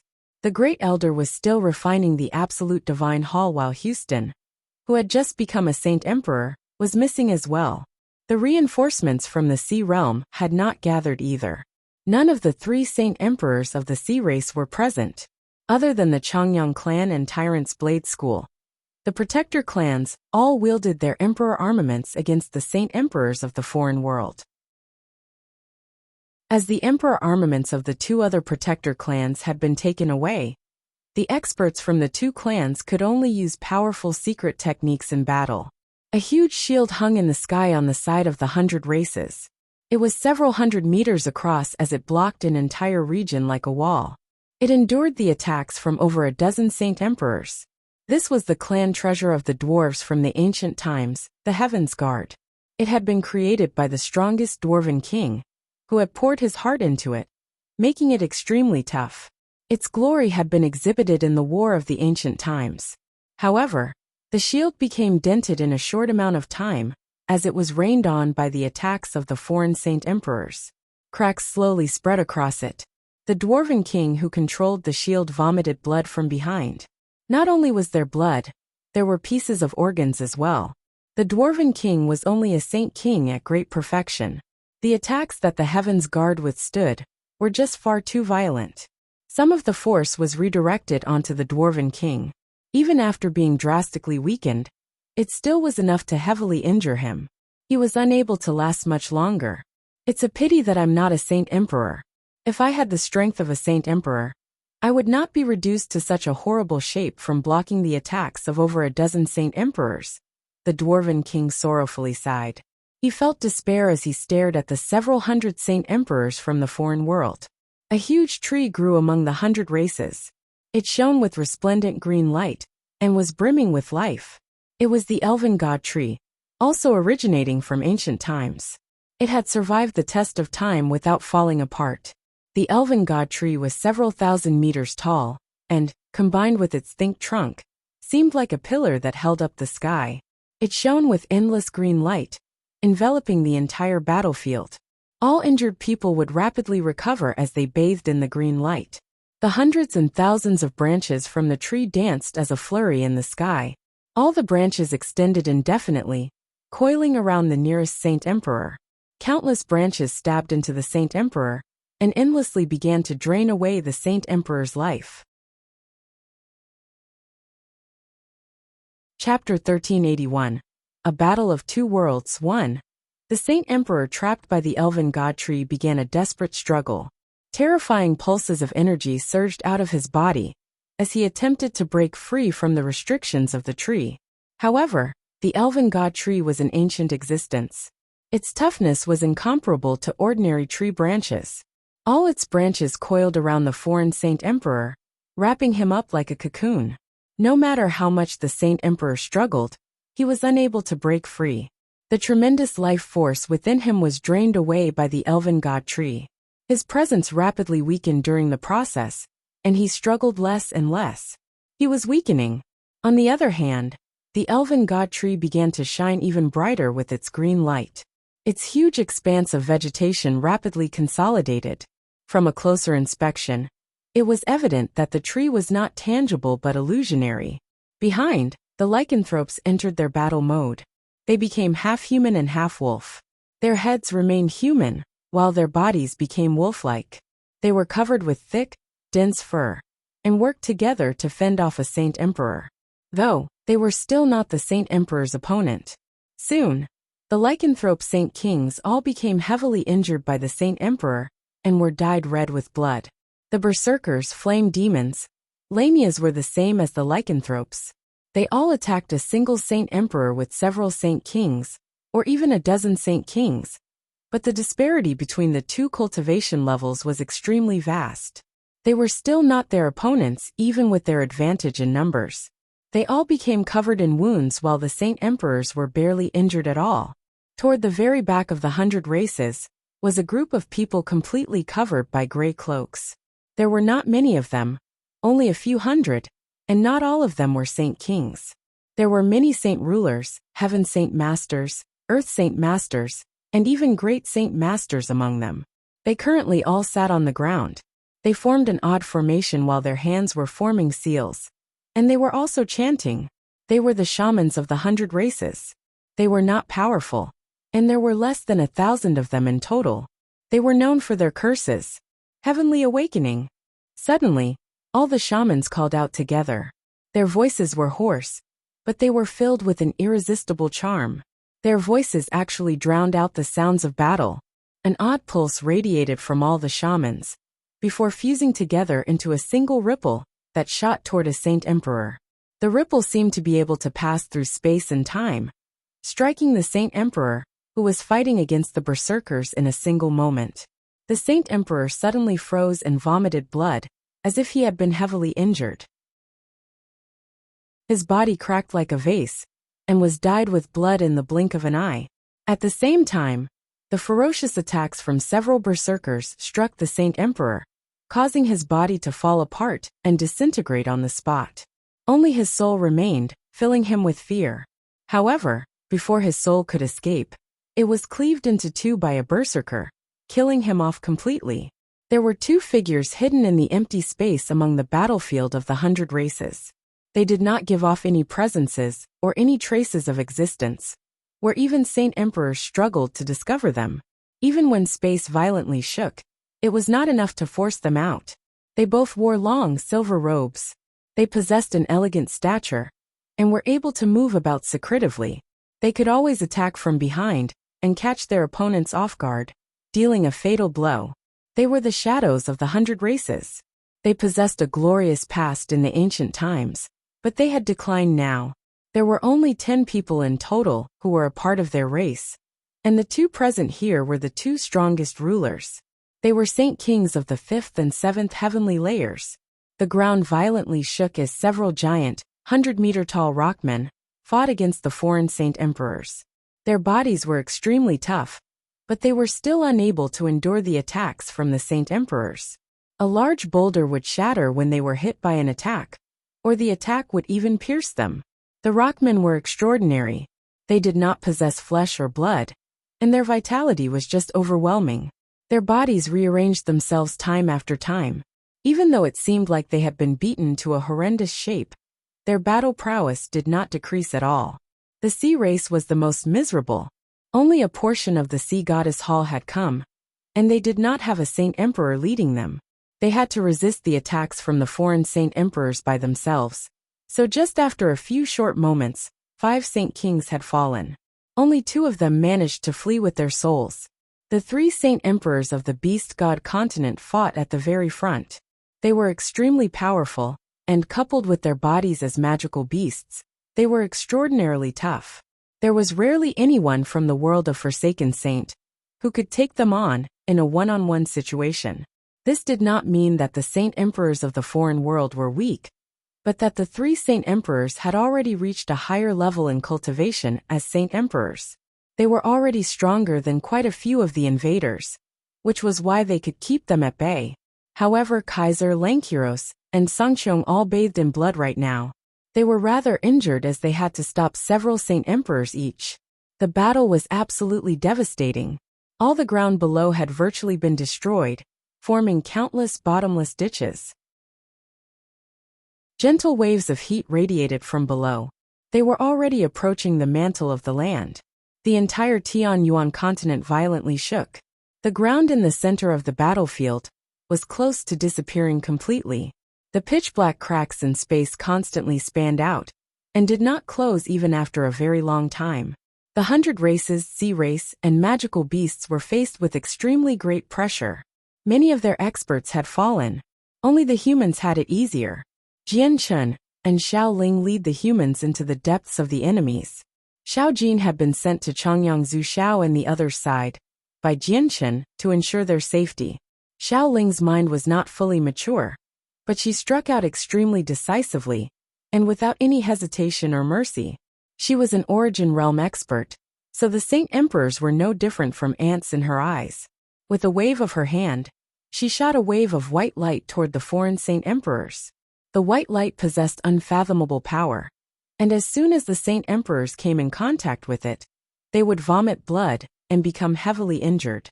A few weaker people even died after touching it. At that moment, the concept of ant-like Saint Emperors was truly displayed through the use of Xiao Ling's hands. Jian Chun fought as hard as he could as well. He charged into the groups of enemies while wielding the Ziying sword, using all the power he had to fight. He used his chaotic force to supplement his way of the sword, pushing his battle prowess to the limits. In just a short moment, he managed to kill over a dozen Saint Emperors, while even more were injured by him. The Qing Suo sword did not sit on his back idly either. He controlled it with his soul. He had split his attention, using the Ziying sword to kill his opponents while the Qing Suo sword swept the skies. There were many humans behind them who used Saint-tier battle skills. They drew in the pressure of the world, as several of them would attack a single foreign Saint Emperor together. The heavenly enchantress sat high in the air near the back of the human side. She placed the zither of the demonic cry on her knees, as she played it with all her focus. Each note seemed soft, but they were as loud as great big bells. They drowned out all the sounds of fighting, allowing everyone to clearly hear them. The sound of the zither targeted specific opponents. Whenever the foreign Saint Emperors heard the sound, they would immediately feel their souls quiver. They would alternate between muddle-headedness and drowsiness from time to time. Illusions would also be conjured before them. A huge zither seemed to have condensed behind the heavenly enchantress. The 36 strings were clearly visible, and they were gently trembling. They resonated with the sounds for the zither of the demonic cry. Chapter 1382. A Battle of Two Worlds. 2. Suddenly, surging battle intent flared up in the eyes of several Saint Emperors, as they struck their companions beside them in the swiftest fashion possible. Spurt. Being caught off guard, their companions became heavily injured from the unexpected attacks, and shot backwards while vomiting blood. Similar scenes happened across the entire battlefield. More than 30 Saint Emperors suddenly turned on their companions with their weapons. None of them had thought that their companions would turn on them, so they all became heavily injured due to being caught off guard. An unlucky Saint Emperor had even been encircled by several of his companions. Lasting only for a few seconds, his body was obliterated, forcing him to flee with his soul. However, the bell-like sound of a zither rang out right as the Saint Emperor's soul had made it away from the battlefield. It was thunderous to the soul's ears. The powerful sound wave caused the space there to fluctuate, reducing the Saint Emperor's soul to just a few fragments. The invaders began to panic due to that. In just a short moment, a few Saint Emperors had died to their companions' hands. They had all been attacked by several other people dying bitterly. They've been affected by the zither and controlled by it. Find the person playing it and kill them. A Saint Emperor thunderously cried out from the side of the invaders. His cry was so loud that the surroundings shook. He was an extremely powerful Saint Emperor, almost having reached the peak of Saint Emperor. His shout immediately caused a few people, who had almost been swept away by the zither sounds, to sober up. At this moment, a powerful sword chi flew over from behind him. A terrifying killing intent immediately engulfed him, forcing him to shiver despite being such a powerful Saint Emperor. Without any thoughts, he immediately dodged to one side. A sword engulfed by a layer of violet light passed through where he was standing before. The glow of the sword came in contact with his clothes, and silently reduced them to dust. A sliver of surprise immediately flashed through Jian Chen's eyes when he saw that Saint Emperor had actually avoided his attack. However, he did not show any hesitation at all. With twist of the wrist, the Ziying sword stabbed out as a violet stream of light with a certain white glow. This was the sword Qi Jianchen could use after comprehending the way of the sword. This sword chi was a condensation of laws. It had surpassed the boundaries of ordinary sword chi, and had combined with the azulate swords, allowing it to become even more powerful. The Saint Emperor showed no fear. With a deep grunt, the energy within him surged out like a tsunami, forming a barrier around him. He swung the huge blade in his hand toward Jianchen. The blade shot out a gray beam of light. It was filled with a deathly presence, trapping Jianchen in a cage. Jianchen immediately felt that he was being suppressed by a mysterious power, as endless amounts of gray light infiltrated his body, rapidly gnawing away at his life force. Jianchen's eyes narrowed as the chaotic force within him surged. He quickly wiped out the deathly presence within him. Ignoring the hazy prison he was in, he stabbed out with the Ziying sword in an unstoppable manner. Ding! With a metallic clash, the Ziying sword surged out of the gray prison and struck the huge blade of the Saint Emperor. The blade had been cleaved in half, while the remaining part attached to the hilt quivered. It resonated as if it was crying. The Saint Emperor stared at his broken blade in a daze as shock filled his face. The blade had been with him for several millennia. He had participated in countless battles where the blade had grown with him. Even if he faced against experts at the same level as him, his weapon would not even suffer a scratch. Yet, it was unable to stop Jianchen's attack, having been cleaved into two like fragile tofu. Why, you're an Origin Realm expert. The Saint Emperor was shocked. Probably only Origin Realm experts could do something like this, but he did not sense the pressure of an Origin Realm expert from Jianchen at all. Jianchen remained emotionless with cold eyes. After cleaving through the blade, the Ziying sword did not slow down at all, piercing the Saint Emperor's chest in the end. The powerful sword chi hidden within immediately erupted. Not only did it instantly devastate his organs, a pure strand of sword chi surged up into his head and wiped out his soul. An azure sword quickly weaved about near Jianchen, as it attacked several dozen Saint Emperors. It was the Qing Sua sword controlled by Jianchen's soul. The sword was not in Jianchen's hands, so the power it could display was nowhere near as great as the Ziying sword. However, it was still a sword with a spirit. The sword chi that erupted from it could not be resisted by anyway, slaying several Saint Emperors in just a short moment, and heavily injuring several dozen more. Many Saint Emperors had already begun to work together, as they tried to deal with the Qing Sua sword. Xiao Jin played a part as well. He also possessed strength of the Origin Realm, but he did not commit massacres like Jianchen and Xiaoling. He only waved his hand and trapped several Saint Emperors with a golden barrier, before standing there in a daze. He stared at the panicking Saint Emperors in interest. He would often only help out and repel the opponents when Changyang Zhu Xiao and the others were in danger. Xiao Jin rarely delivered attacks, but whenever he did, they would be shocking. He obliterated a Saint Emperor's body and soul with a single punch. The force and power of his punch had alerted all the human Saint Kings around him. Most of the Saint Emperors from the world of Forsaken Saints were kept busy by Jianchen and Xiaoling. Only a small portion of them were able to attack the four races. The number of enemies that had fallen to Jianchen and Xiaoling's hands had reached 100 now, but several hundred people of the four races had died as well. There were countless more who had been heavily injured. During this time, the elven god tree continued to shine bright. The power it had displayed was shocking to the elves themselves. Although its accomplishments in battle were incomparable to Jianchen or Xiaoling, it had already killed almost 10 foreign Saint Emperors.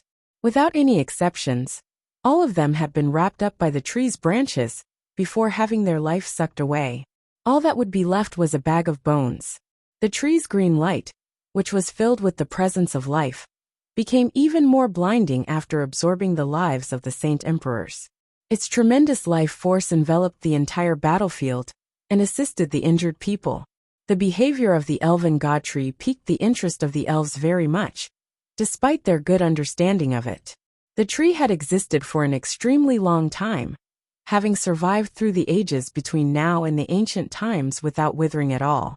It had always remained very healthy, except the abilities it displayed now were vastly different from the records contained in the ancient times. This was because the main trunk of the tree was unable to leave the territory of the elves. They had not brought the main trunk this time, only a branch of the tree.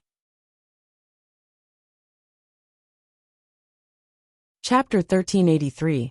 Tai Ta becomes a Saint Emperor. A divine hall stood like an ice sculpture on the Arctic tundra in the north. The divine hall was snow-white throughout, and seemed to have fused with the surroundings. It gave off a magnificent sense of prestige. Protector Shui currently stood at the very top of the divine hall in her silver-white armor, without moving at all. Her face was covered by a helmet, only revealing a pair of icy cold eyes that were currently fixated in the direction of the Tianyuan continent. Her gaze seemed to be able to pierce space and observe everything happening in Mercenary City, despite the tremendous distance. Jian Chen's already achieved some accomplishments now. I never thought that he would comprehend the way of the sword so soon. There's no Saint Emperor now that is his opponent. Only Origin Realm experts can keep him at bay. However, that person in the world of Forsaken Saints is even more powerful. He's comprehended the way of the sword as well, and his comprehension is even greater than Jian Chen. Jian Chen may be growing faster than him, but he will soon come to the Tianyuan continent. With his strength, which is equivalent to godhood, Jian Chen will not be his opponent. He will be doomed. Her Majesty still really cares about her brother, but Jian Chen is the successor of the sword sect of Violet Heavens. The two of them will end up on opposing sides sooner or later. I have agreed with Mo Tianyan to not interfere with Her Majesty and Jian Chen's matters, but it's got nothing to do with me if Jian Chen ends up slain by that person from the world of Forsaken Saints. However, Jian Chen's growth is extremely impressive.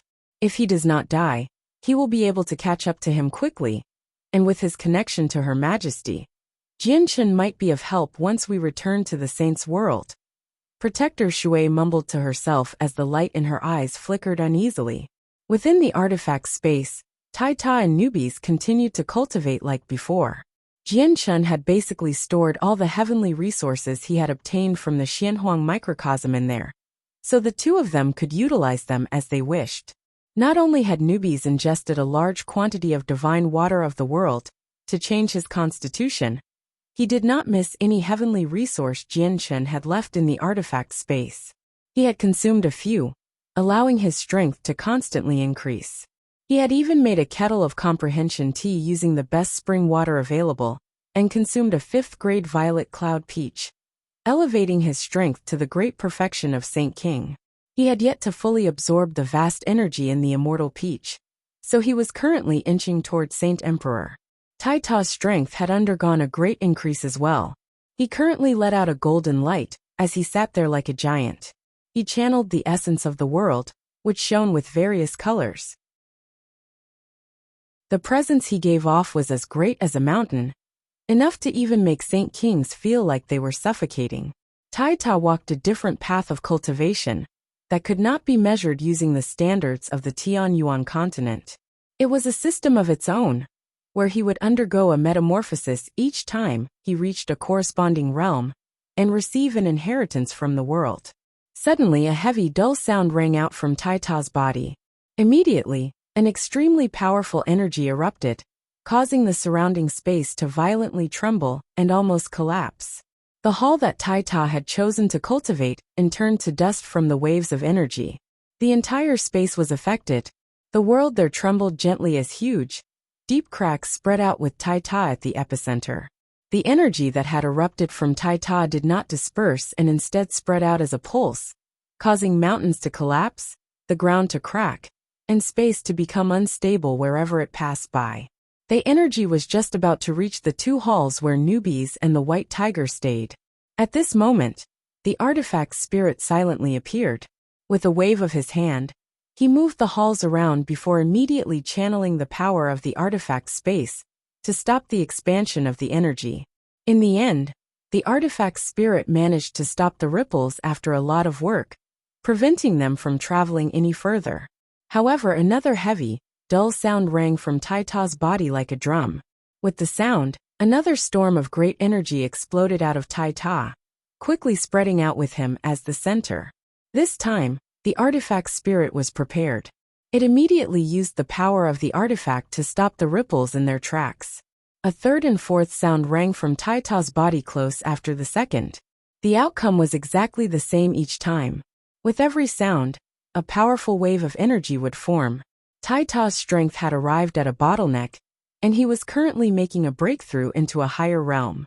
However, since his cultivation method was extremely extraordinary and originated from the world, the breakthrough caused a very great disturbance that was much different than an ordinary person's breakthrough. As the powerful energy surged out of Tai Ta in a seemingly unceasing manner, the artifact's spirit finally became stern as well. If this continued, the Saint artifact would not be able to withstand it. This was because Tai Ta's strength had already reached the level of Saint Emperors, which was enough to destroy the space of the artifact. Without any hesitation, the artifact's spirit swung its hands and condensed all the power within the space around Tai Ta. In the end, it formed a huge barrier of energy around him. This was a barrier completely condensed from radiant saint force. It was extremely powerful, and Tai Ta seemed to have been wrapped up in a huge cocoon from afar. Bang! Bang! The barrier cast down by the artifact's spirit began to violently tremble as it resisted powerful surge of energy. Thin cracks began to cover the barrier. It then shattered loudly when the ninth sound came from Tai Ta. Immediately, a terrifyingly powerful presence radiated from Tai Ta, enough to cause the surroundings to tremble from his presence alone. His presence caused the entire artifact space to shake violently while the surrounding space twisted, as if it was about to collapse from the pressure. The entire artifact space faced the danger of shattering. The artifact spirit panicked. Tai Ta's presence was far more powerful than any regular Saint Emperor. He had only just broken through, but the artifact's spirit felt like he was facing a peak Saint Emperor. Tai Ta had become a Saint Emperor, but his strength after breaking through could not be measured according to the standards of the Tianyuan continent. His strength was far greater than a regular Saint Emperor. The world gave birth to warring gods, who could be traced throughout history. They were blessed by the world, and were known to be the strongest in the world. Every time they broke through, they would undergo a qualitative leap in strength, leaving others in the dust. "Stop, this space is going to collapse soon." The artifact's spirit called out in a panic. He was clearly flustered right now. Tai Ta was just too powerful. Even without sending out an attack, just his presence alone was enough to destroy the space. This was because the presence possessed an extremely powerful battle intent, which possessed very destructive properties. Tai Ta seemed to hear the artifact's spirit's pleading calls and slowly dispersed his presence, allowing the artifact space to gradually calm down. "Friend, I can already sense the intense battles outside. There are many Saint Emperors. The people of the foreign world should be here. Let me out. I want to fight along Jian Chen's side." Tai Ta stood up and spoke to the artifact's spirit with his deep, gentle voice. His eyes burned with battle intent. The artifact's spirit was shocked. The artifact's space was a closed world that resided in Jian Chen's sea of consciousness, but Tai Ta was still able to sense the battle outside, which was unbelievable. Chapter 1384. Tai Ta enters the battle outside. Jian Chen rampaged among the army of Saint Emperors from the foreign world with one of his swords. No one could stop him. Even though there were quite a few peak Saint Emperors, they were unable to last longer than 3 attacks against Jian Chen. The Ziying sword was just too powerful.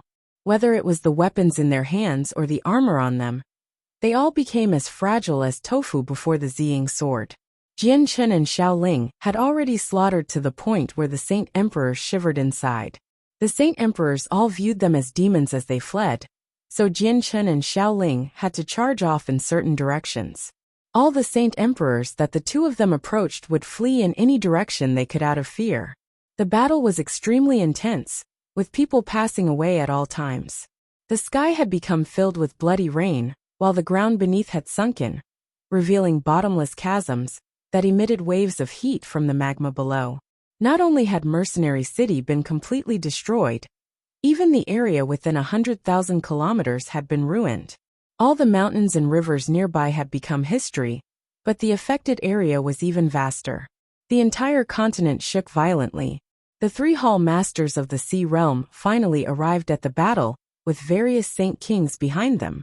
The Sea Realm was stronger than the Tianyuan continent, and the beast god continent as a whole, and they had basically sent everyone. The number of Saint Kings from them outnumbered the Saint Kings on the Tianyuan continent by 2 or 3. They became engaged in battles against Saint Emperors as soon as they arrived. The Hall Masters of the Serpent God Hall and Heaven's Spirit Hall had not made full recoveries, so they dragged their injured bodies into battle. The presence Yadrium gave off was as vast as the ocean, striking fear in the hearts of a few foreign Saint Emperors. This was because she had reached the peak of Saint Emperor and had arrived at the border of the Origin Realm. Another Saint Emperor had appeared among the experts of the Sea Realm beside them. She was the strongest Hall Elder of the Sea Realm, Yadrium, having successfully become a Saint Emperor with the heavenly resources Jianchen had left behind. However, the arrival of the 4 Saint Emperors was still not enough to change the situation at hand. Other than a few humans protected by Jianchen, Xiaoling and Xiaojin, the other people were suffering heavy casualties. More than half of the humans had passed away already. The invaders suffered heavy casualties as well, having lost over 200 Saint Emperors. Most of them fell to Jianchen and Xiaoling's hands. At this moment, Jianchen narrowed his eyes. He had received a message from the artifact spirit, and with a thought, the saint artifact shot out from his forehead.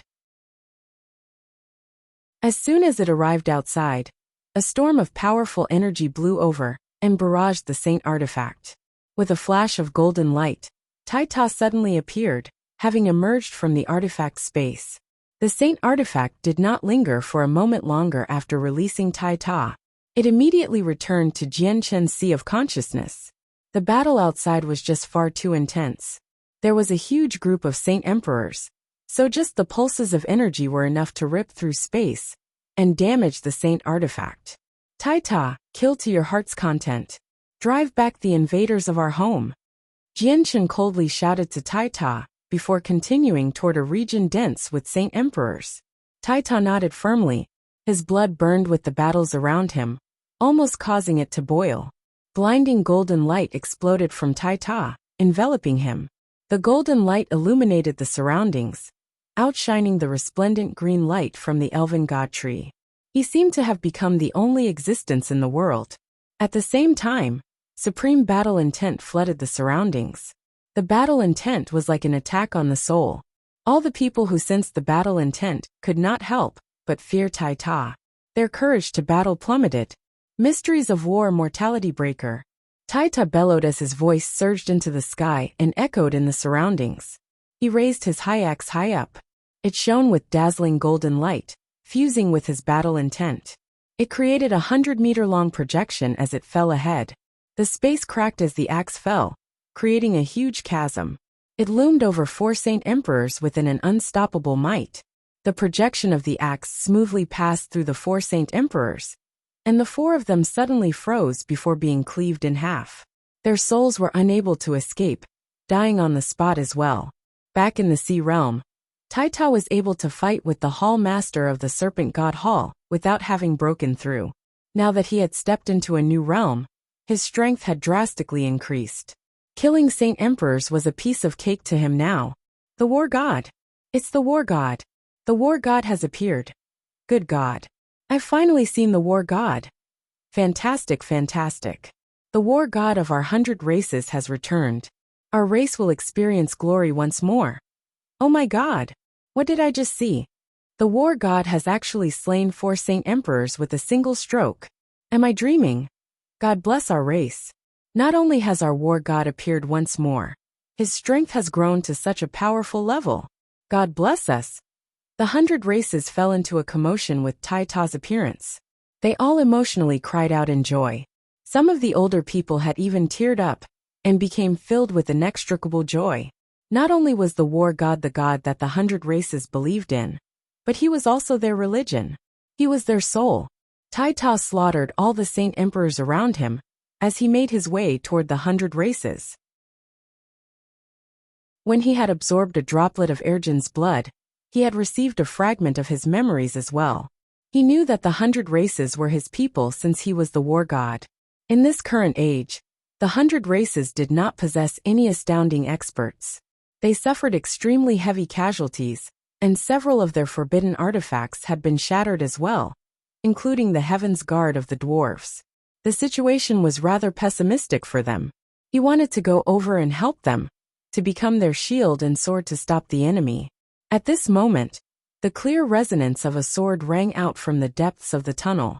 The sound was not loud, but it was sharp, enough to drown out all the other sounds of the battlefield. Even the heavenly enchantress music was suppressed. The heavenly enchantress stopped playing, as she placed her slender fingers on the strings of the zither. She sternly stared into the depths of the tunnel. Jianchen was taken aback as well. He pulled back his sword, and hovered in the rippling space, as he stared into the depths of the tunnel. He finally became stern as some obvious shock surfaced. His soul had actually shuddered from the resonance of the sword. At that moment he understood many things. He learned that an extremely terrifying opponent was about to arrive, and also knew that this opponent had comprehended the way of the sword. This opponent's progress was even greater than his. Minor achievement of sword origin, almost major achievement. Master, this person is very powerful. Be careful. The sword spirits very sternly informed Jianchen. Jianchen shivered inside.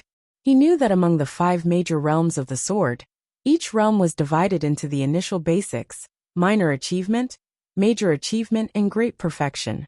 He had only attained the initial basics of sword origin, while his opponent had already reached minor achievement, and was about to attain major achievement. He would be an extremely powerful opponent. Chapter 1385. Battle in the tunnel. At the same time, Xiaoling stopped her slaughter and arrived before Jianchen in a flash. She fearfully stared into the depths of the tunnel, as she nervously clung to Jianchen's arm.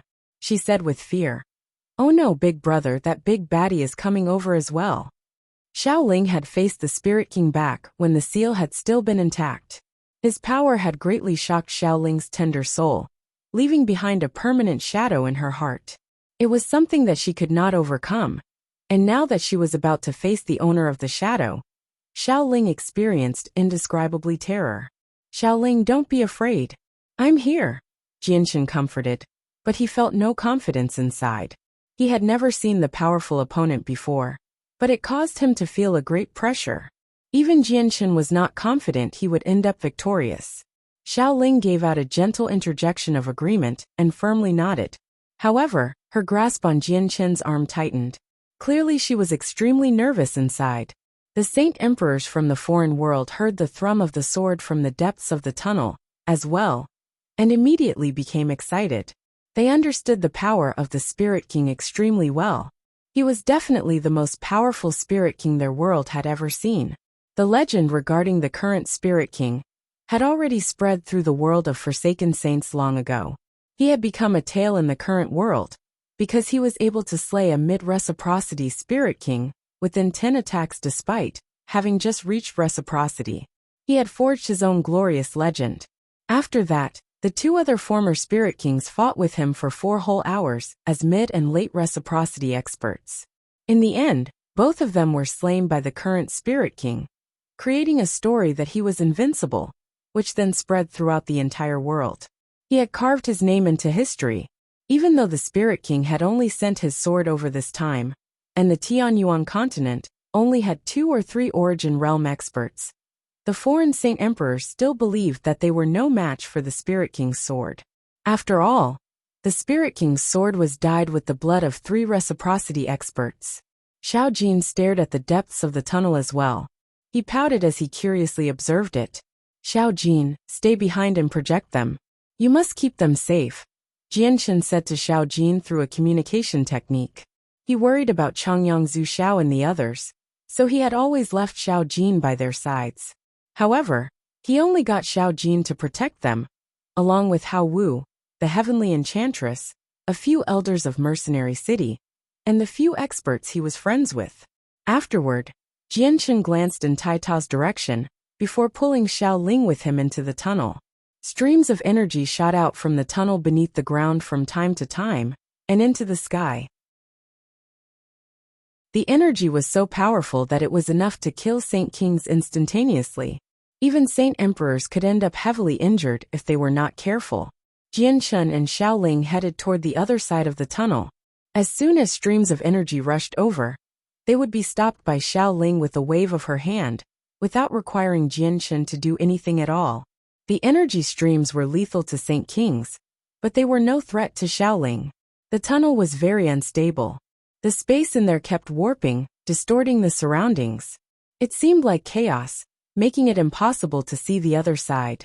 However, a black metal sword could vaguely be seen slowly floating through the tunnel. The power of the sword was just far too great.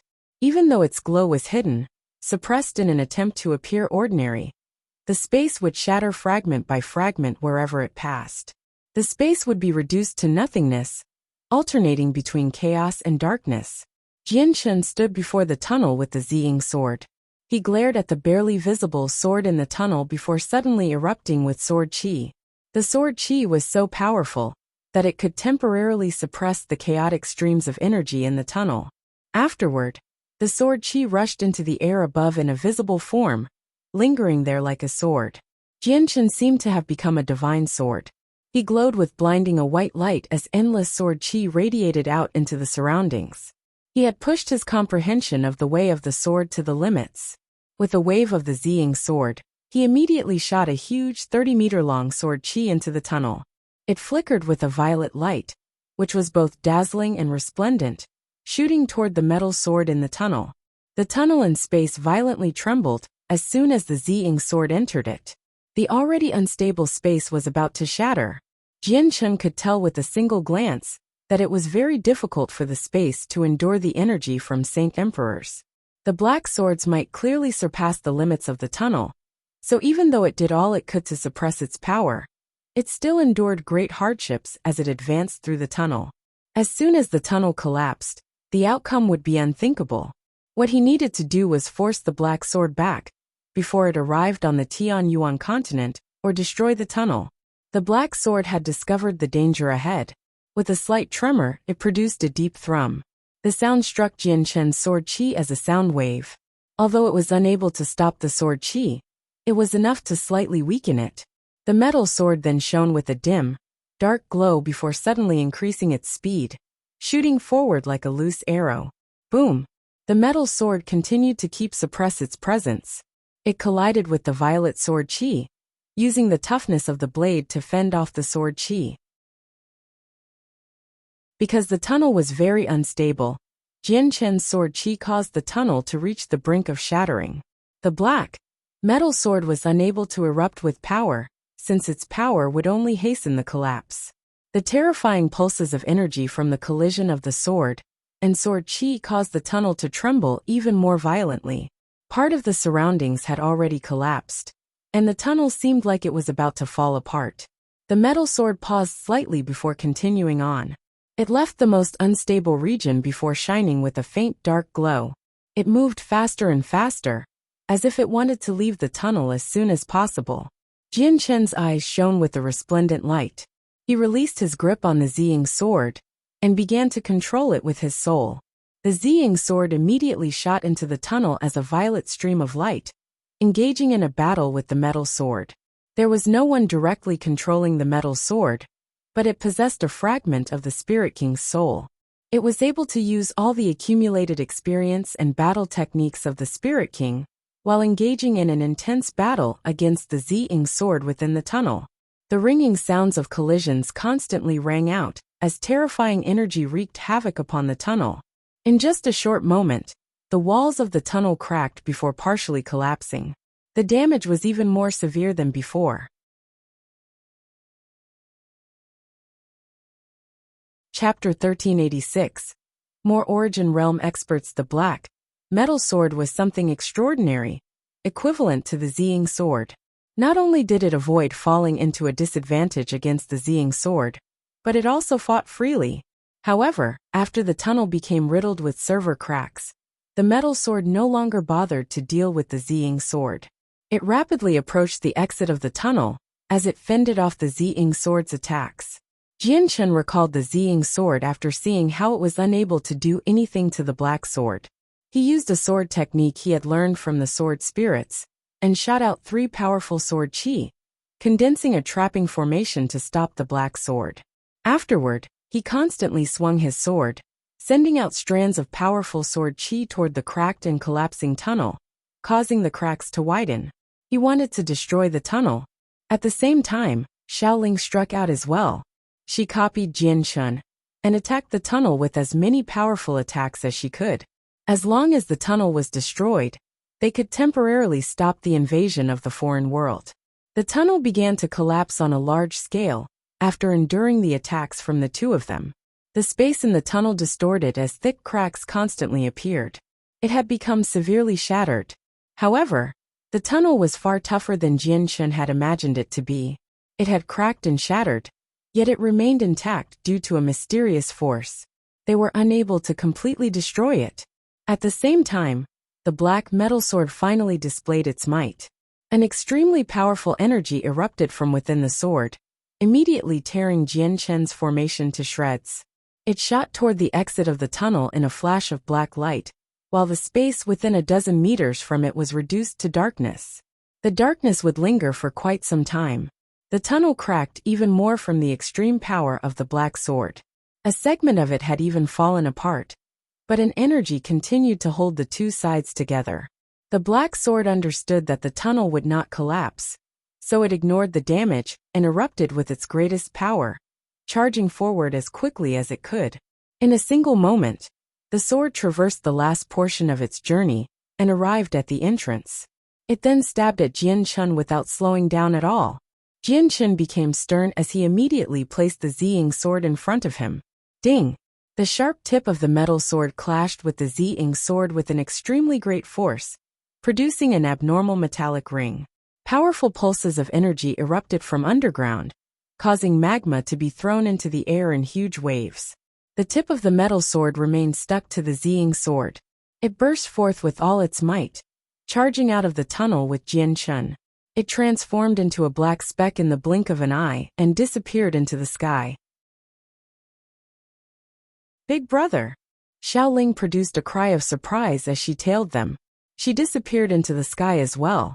The battle beneath continued. Although Jian Shun was now gone, there was Tai Ta, so the Tianyuan continent had not weakened at all. However, the rate of casualties among the four races had not decreased.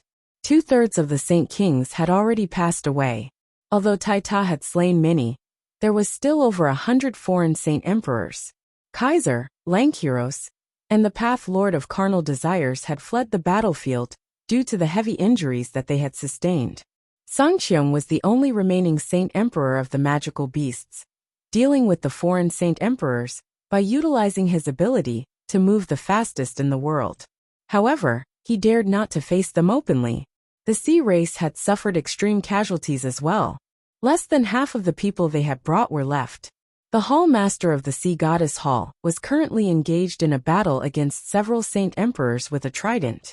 She was covered in blood, both hers and her opponents. She was extremely heavily injured. Atlantis was no longer present on the battlefield. She had suffered very severe injuries and had almost passed away. She had been saved by Yadrium in a final moment and had been sent into a divine hall that she carried along her side. At this moment, 2 streams of light shot through the sky from afar. They entered the battlefield with great force, piercing the heads of 2 Saint Emperors and wiping out their souls as soon as they arrived. It's our clan's Emperor armament. The ancestor is our reinforcement.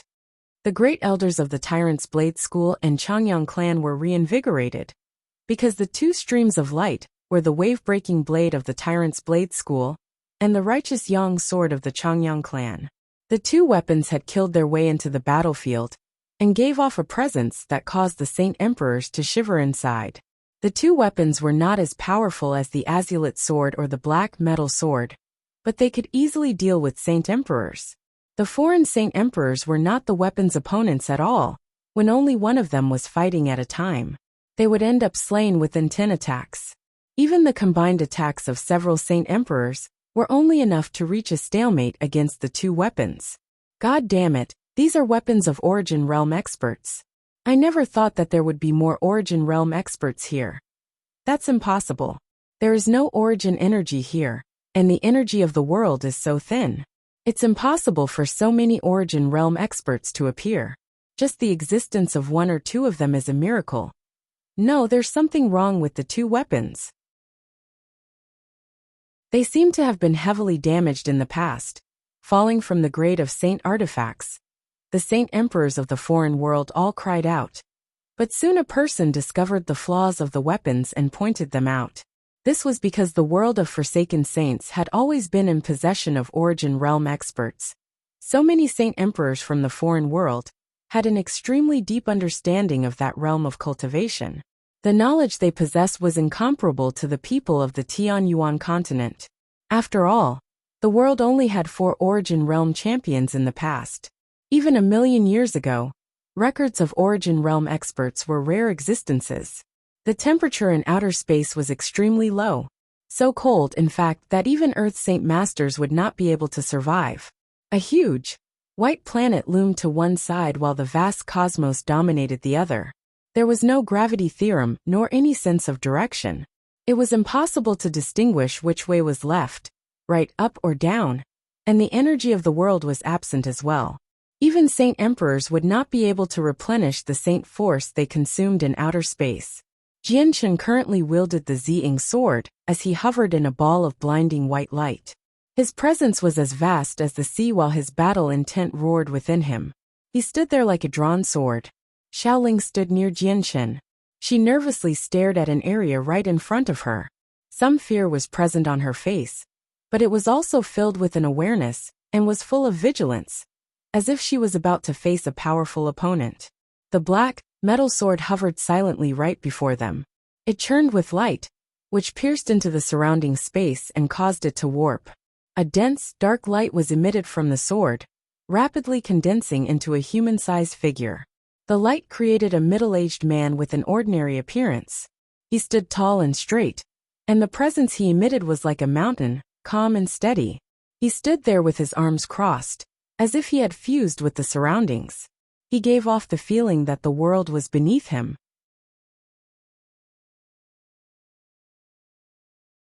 Chapter 1387, Battle in Outer Space 1. The middle-aged man looked at Jianchen and Xiaoling. He had appeared with a neutral face and profound eyes, but the moment he saw Jianchen, a sliver of surprise flashed through the depths of his eyes. He had never thought that there would be another origin realm expert other than Xiaoling, let alone imagine that this expert would have entered the way of the sword. Even in the world of forsaken saints, there were countless people who used the sword and plenty who had reached the origin realm, but without any exception, none of them had entered the way of the sword. Not to mention, the person who had comprehended the way of the sword originated from a world where there was no origin energy, and where there were barely any origin realm experts. Afterward, the middle-aged man looked at the huge planet beneath him.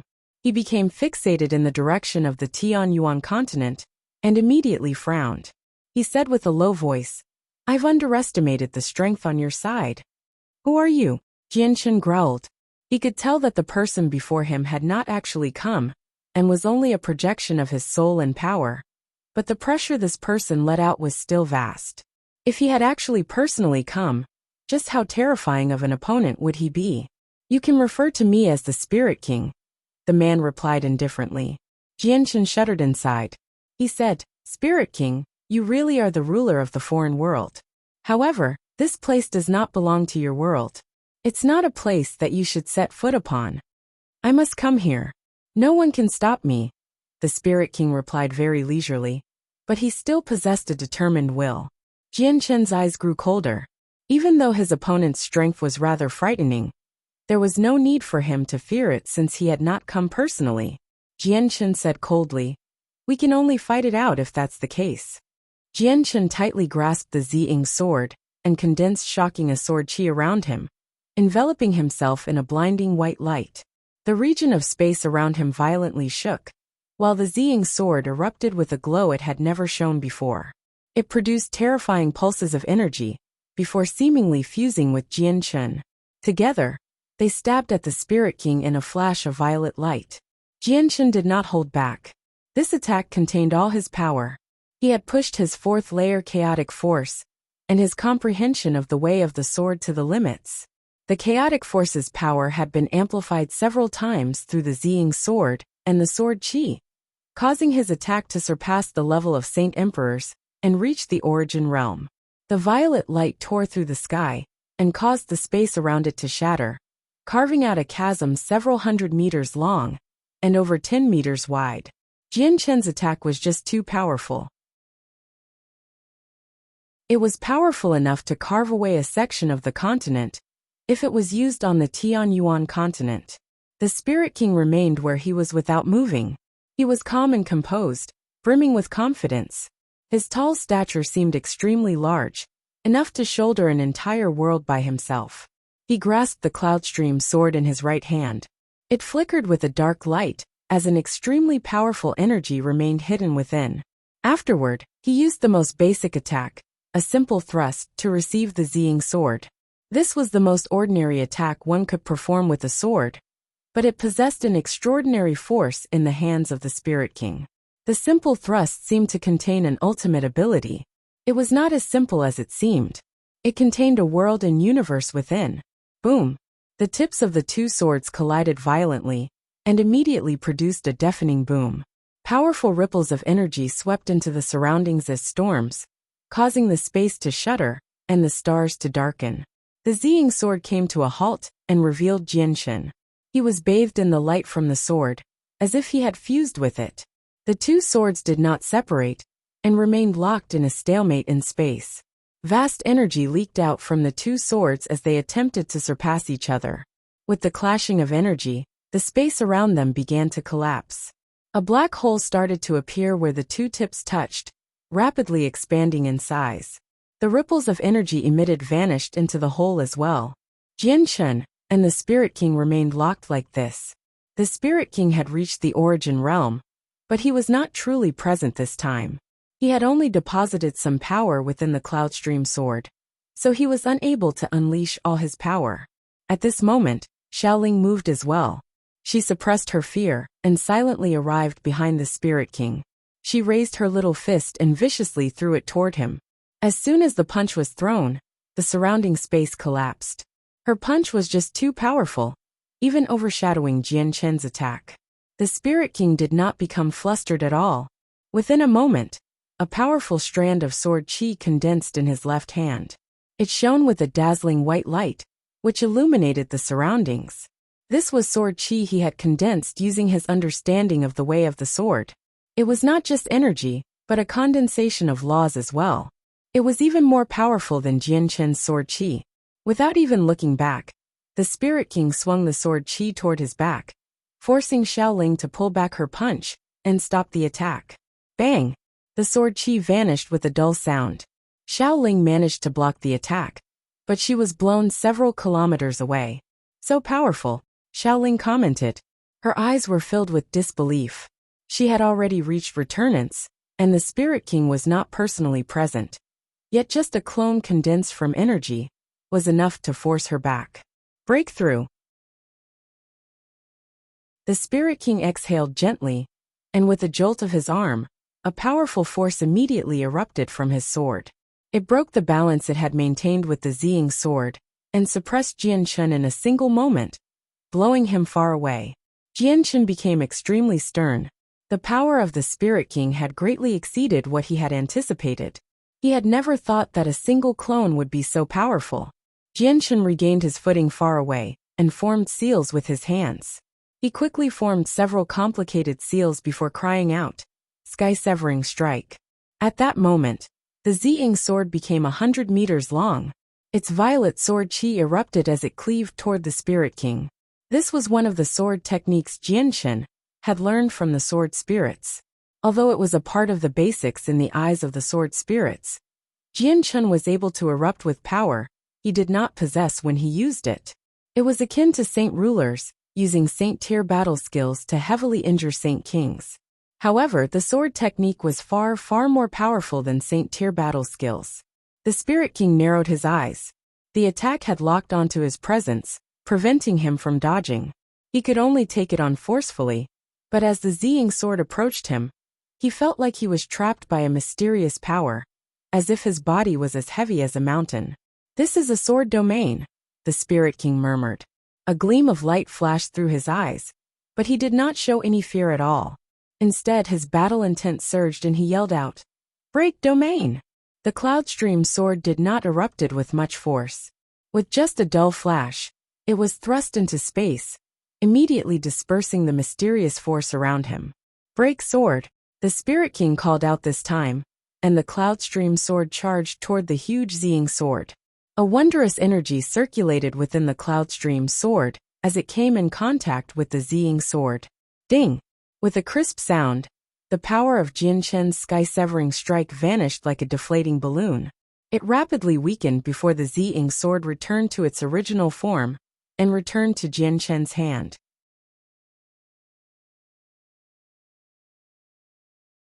Chapter 1388. Battle in Outer Space. Jian Chen was shocked inside. The sword technique he had just used originated from the Azulite sword spirits. Even though it was only one of the basics, it still originated from the immortals' world. The power of the technique was unimaginably great, yet it had fallen apart so easily before the Spirit King. He found it difficult to believe.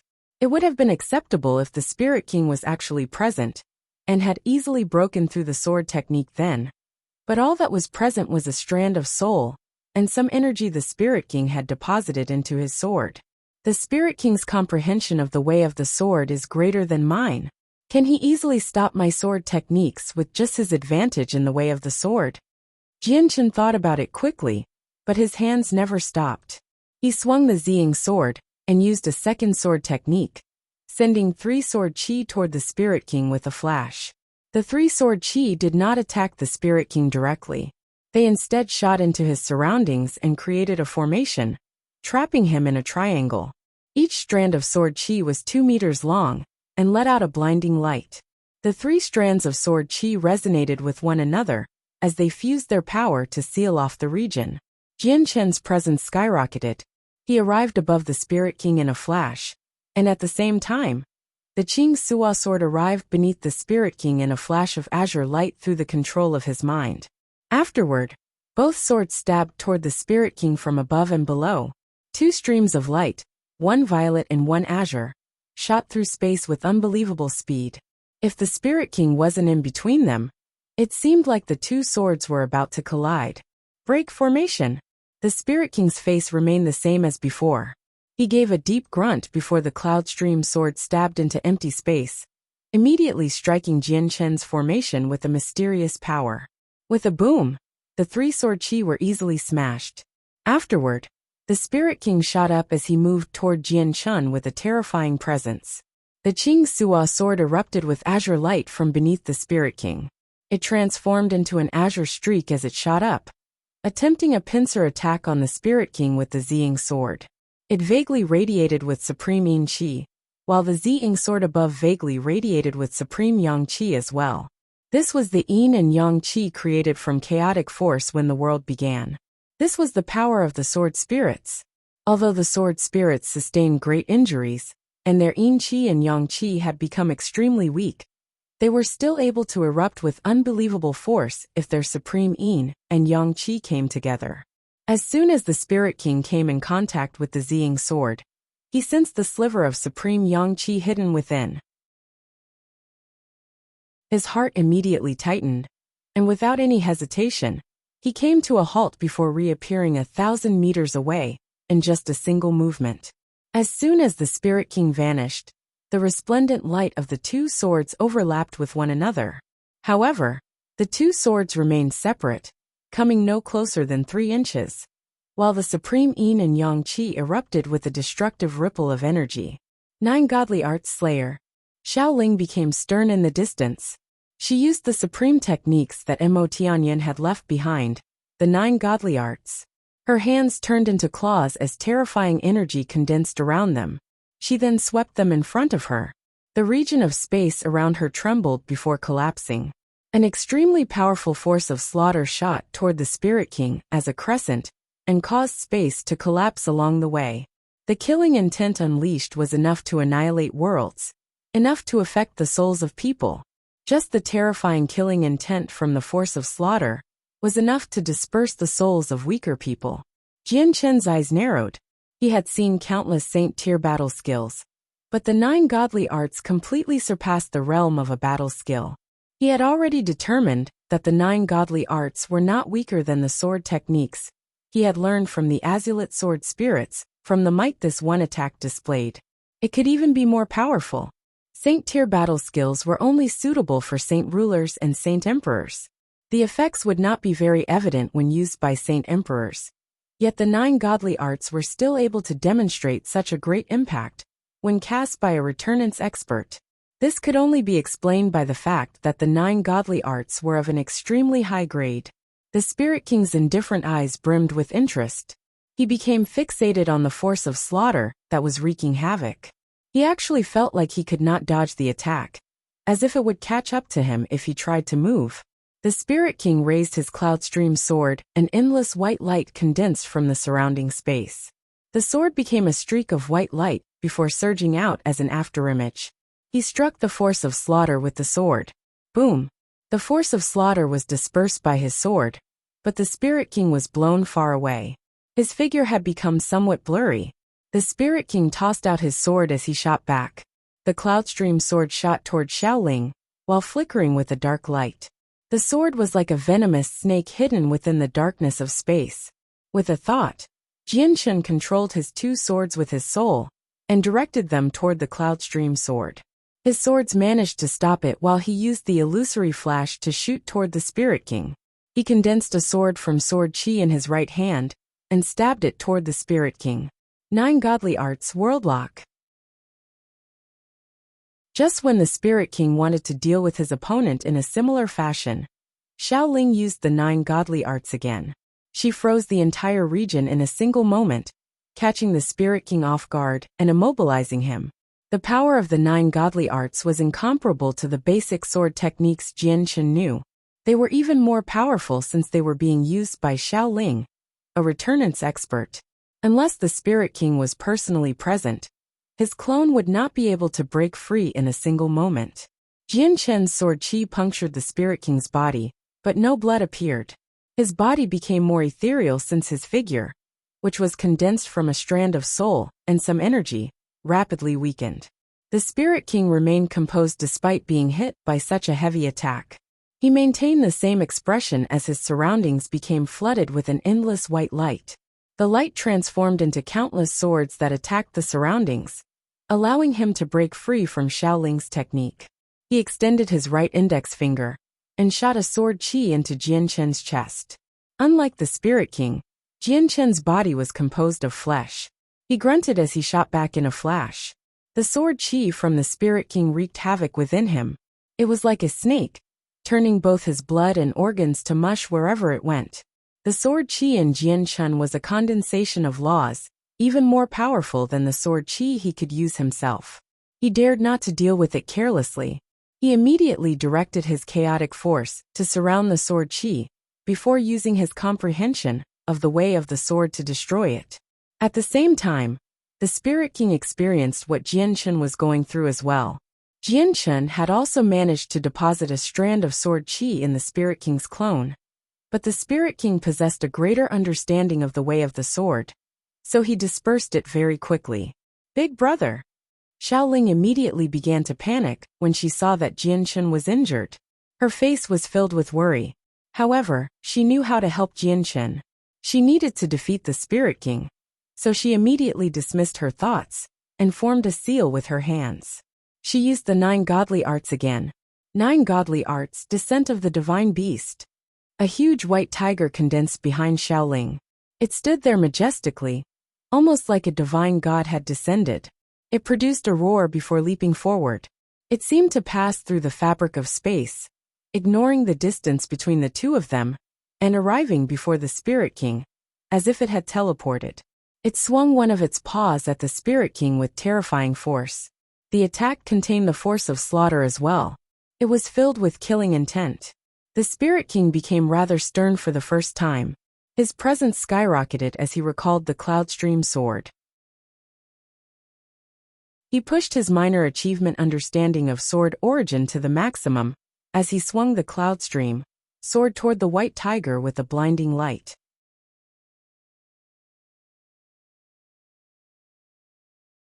Chapter 1389, Battle in Outer Space 3.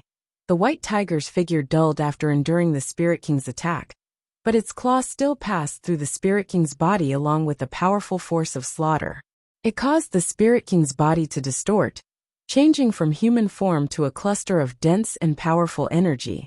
However, the Spirit King's soul was still present. Under his soul's control, he morphed back into human form in basically a single moment. However, he had become more ethereal. His power had been rapidly consumed by the White Tiger's claw. The White Tiger did not disperse. Instead, it remained with its same majestic presence. Even though its figure had dulled after taking an attack from the Spirit King, it still radiated with a terrifying presence. Its claw shot toward the Spirit King once again with force of slaughter, which obliterated the surrounding space. The Spirit King was just far too powerful, and he had attained minor achievement in sword origin. His strength surpassed others who possessed a similar cultivation level as him. So his clone was no weaker than a returnance expert. He did not hold back at all in his second clash with the White Tiger, pushing his body to the limits. The White Tiger finally dispersed after withstanding 2 attacks, but the Spirit King was heavily injured as well. His body of energy had become extremely faint, but he still behaved as though he was invincible. His presence had not weakened at all. The Cloudstream sword in his hand had dulled as well. Most of the power deposited within the sword had been consumed during the clashes. It was impossible for the power to be replenished either, as the Spirit King was not actually present. At this moment, Jianchen dispersed the sword chi within him as well. Blood ran down from the corner of his lips, and his face was rather pale. He could obviously see the Spirit King's condition as well, so he immediately charged forward again regardless of his wounds. He wanted to waste all the energy of the Spirit King's clone as soon as possible. Xiaoling attacked as well, fighting the Spirit King alongside Jianchen. She used the 9 godly arts many times. It would demonstrate wondrous powers each time she used it. There were both offensive and auxiliary abilities, which all possess force of slaughter. Toward the end of her barrage, all the abilities conjured the figure of a White Tiger and grew in power. The battle in outer space was extremely intense. They had fought to the point where the surrounding space shattered, and the stars in the distance seemed to darken. The Spirit King's figure became weaker and weaker before entering the Cloudstream sword altogether. He fused with the sword, controlling it in battle. Jianchen was extremely heavily injured as well. A few vicious gashes were present on him, as well as several holes that went through his body. His clothes were dyed red with blood, and every wound he possessed flashed with sword chi, preventing them from closing up. Suddenly, a dazzling blue light shot into outer space with a flash from the planet below. It radiated with an extremely tremendous presence, causing the surrounding space to thicken.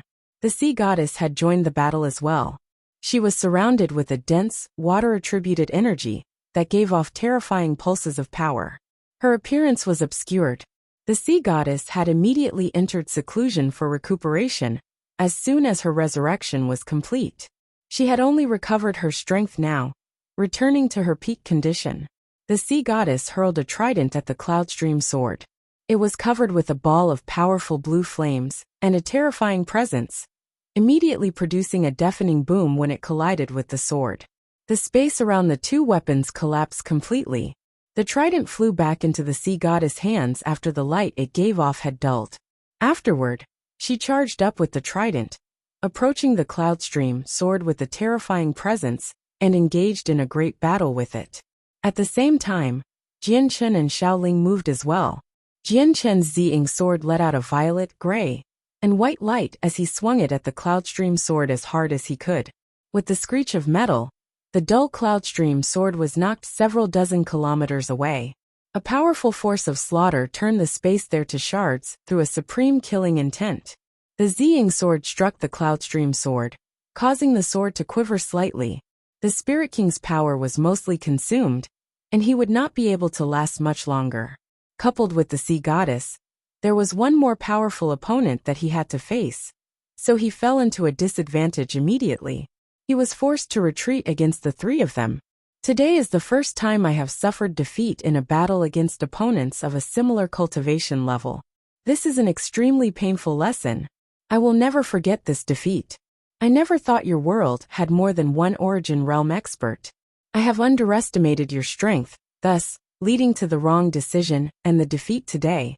However, you will still not be able to stop our advance. That day will come soon. The Spirit King's lively voice rang from his sword. His sword then shot off as a gray streak of light. He shot toward the Tianyuan continent, leaving through the tunnel. Jianshen, Xiaoling, and the sea goddess did not try to stop him. The Spirit King was just far too powerful. Even though he had only sent a sword and a clone, the three of them still did not possess the power to stop him from leaving. Oof, so powerful, that person is so strong. I've even used the strongest abilities Master has left behind, but there's still not enough to kill him. He has managed to escape in the end. Xiaoling exhaled deeply and patted her own chest. She let out a sigh of relief. Afterward, she arrived by Jianshen's side in a flash, and after seeing how bloodied he had become, she immediately began to tear up. She choked back her tears as she said, "Big brother, you're injured and you've bled so much." Jianshen smiled victoriously and rubbed her head. He said, "I'm fine. They're just some small injuries. They're nothing to me. They'll heal very soon." Jianshen became coated in a layer of dense and gentle white light as soon as he finished his sentence. His wounds began to close up at a visible rate under the glow of the white light. Jianshen was a Class 7 Radiant Saint Master. This time, he was using a strand of Radiant Saint Force origin energy without holding back. Coupled with the great recovery rate of his chaotic body, he healed unbelievably quickly. The Spirit King had left, but the battle on the Tianyuan continent had not ended yet. He needed to recover as soon as possible, so that he could enter the battlefield again and reduce the casualties on his side. After fully recovering, Jianshen discovered that the sea goddess had already left outer space. She had gone to take part in the battle below. Only Xiaoling remained by his side, staring at him with her large eyes. "Xiaoling, let's go," Jianshen said before returning to the Tianyuan continent with her. With the interference of 3 origin realm experts, the remaining Saint Emperors from the foreign world were all slain. Even though a few of them decided to flee in a random direction, they still ended up dead after being pursued by an origin realm expert.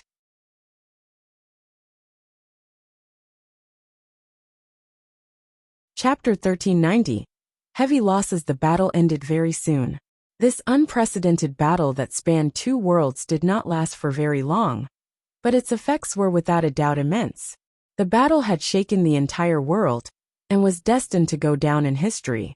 Even the war between the humans, magical beasts, and 100 races had not reached such intensity. The Tianyuan continent was very heavily destroyed as an aftermath of the battle.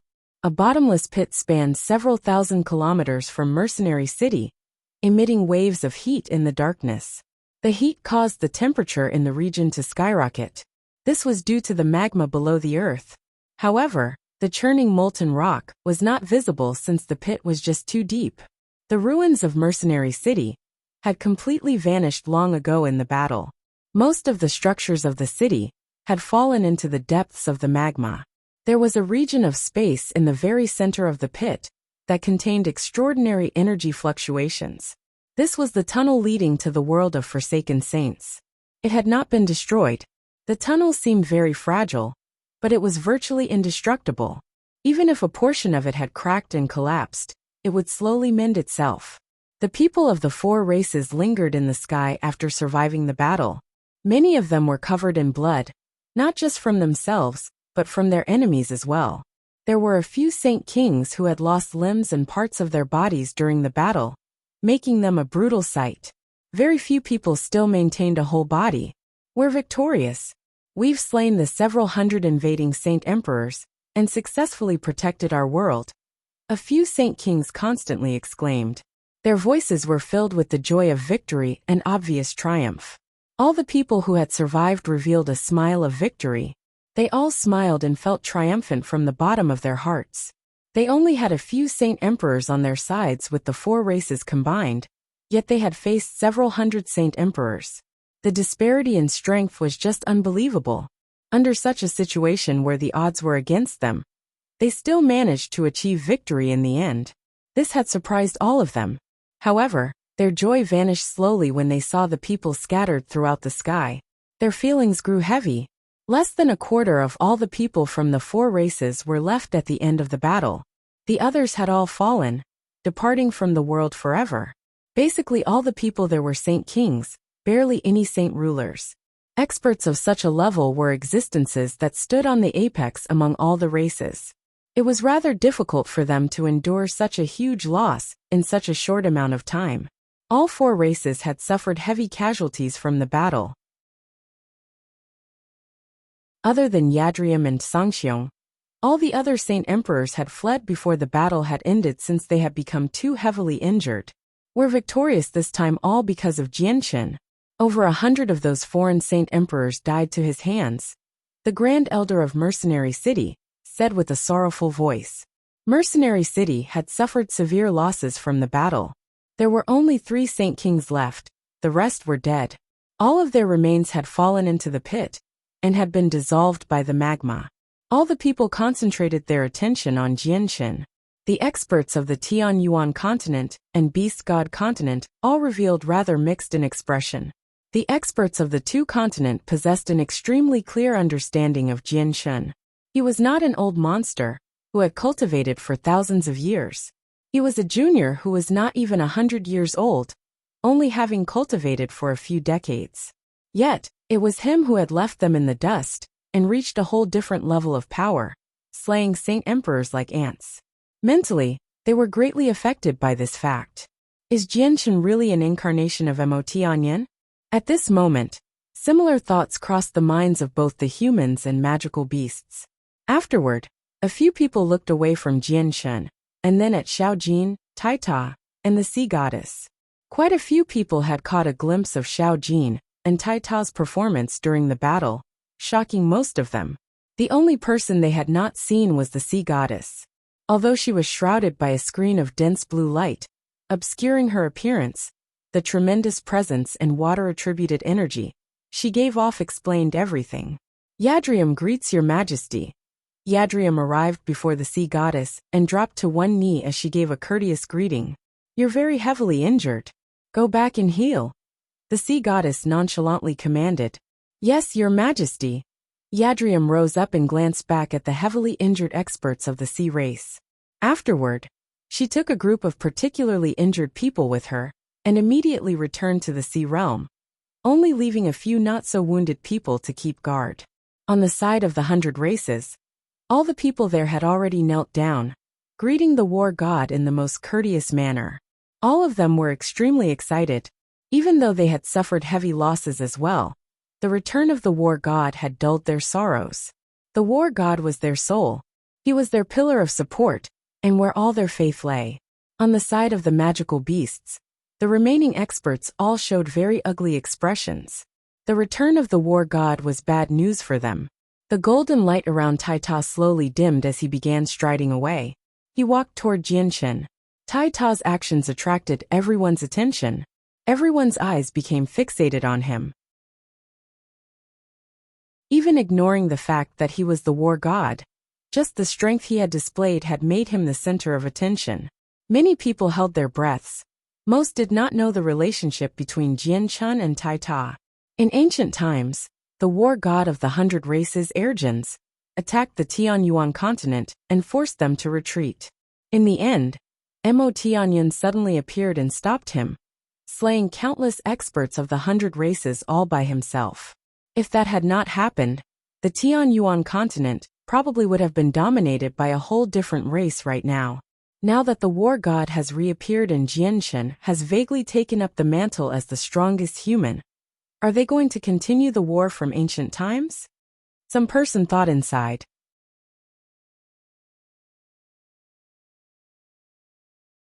Chapter 1391. Taita's departure. All the people present had already begun wondering whether Jianshen and Taita were going to end up fighting or not. Taita had already arrived before Jianshen, and the golden axe in his hand slowly vanished. At that moment, he seemed to have turned into an ordinary man from the raging war god state he had been in before.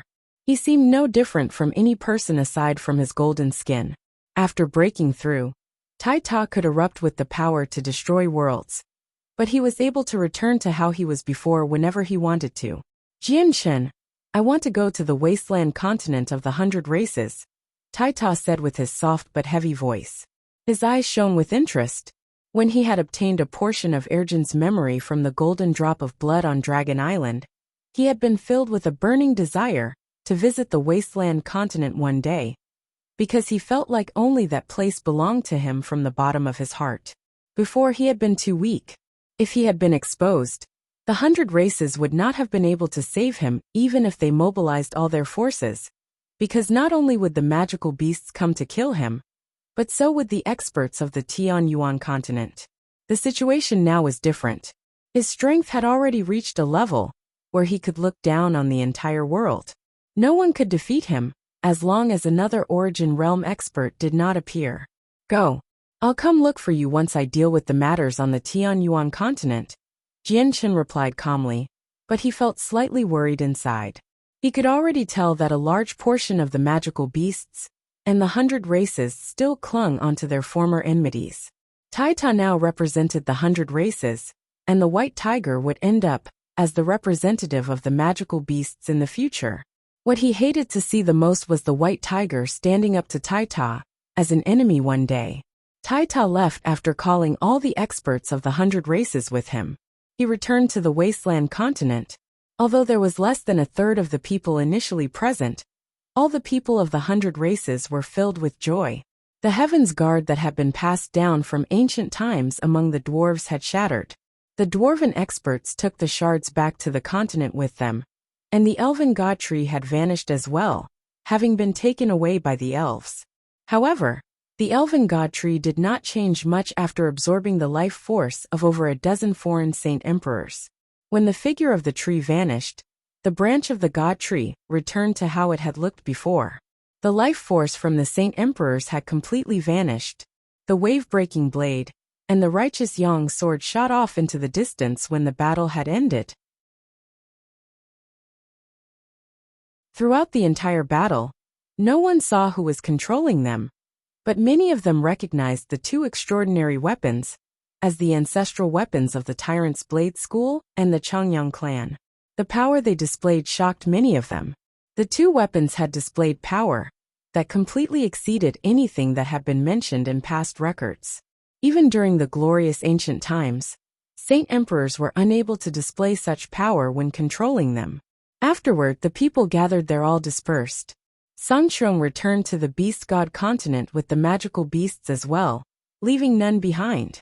They were all heavily injured and needed to return and heal as soon as possible. The sea goddess left by herself as well. She departed silently, only leaving behind around a dozen Saint Kings, who were not so heavily injured, to watch over the tunnel. In the blink of an eye, only a few dozen humans and a few exhausted Class 7 Radiant Saint Masters were left. They were the people who had managed to survive until the end. They had probably become the only Saint Kings left on the continent, aside from the few people who had remained in seclusion and did not take part in the battle. Even the Radiant Saint Master Union suffered greatly. Some of the few Class 7 Radiant Saint Masters had died as well, leaving behind only 7 people, which included the President and the Grand Elder. The Changyang clan still possessed the greatest amount of power among the 10 protector clans. Aside from the people from the Qing and Yuan branches who never took part in the battle, Changyang Zhu Xiao, Changyang Zhu Yin Xiao, and Changyang Zhu Yian were fine. All they suffered were a few insignificant scratches. If it were not for Xiao Jin's protection, they probably would have died as well. All the Saint Kings of the Shanxiao sect, the Yangji sect, Yuan sect, and Muyun clan had died while the emperor armaments of the 4 protector clans had fallen into the magma below. The other protector clans had lost over half of their Saint Kings. Only one remained for the Heaven's Incense School. He was barely alive as well. The ancestral emperor of the Felicity Empire had fallen, and, just like the Karl Empire, they were left with a single Saint King. Tsar Vamos of the Tsar family from the Holy Empire had died in the battle as well, but Saint Kings still remained for the other 2 clans of the Holy Empire. This would result in a decline for the Tsar family, who originally reigned supreme above the other two clans. Mercenary City was left with only 3 Saint Kings as well, even though they were much more powerful than the Protector clans before. Fortunately, very few Saint rulers had taken part in the battle, so the future of the continent still existed. New Saint Kings would appear again soon. Jianshen, I want to thank you, my friend, for helping us out so many times, or I would have been done for long ago. The ancestor of the Kara clan thanked Jianshen gratefully.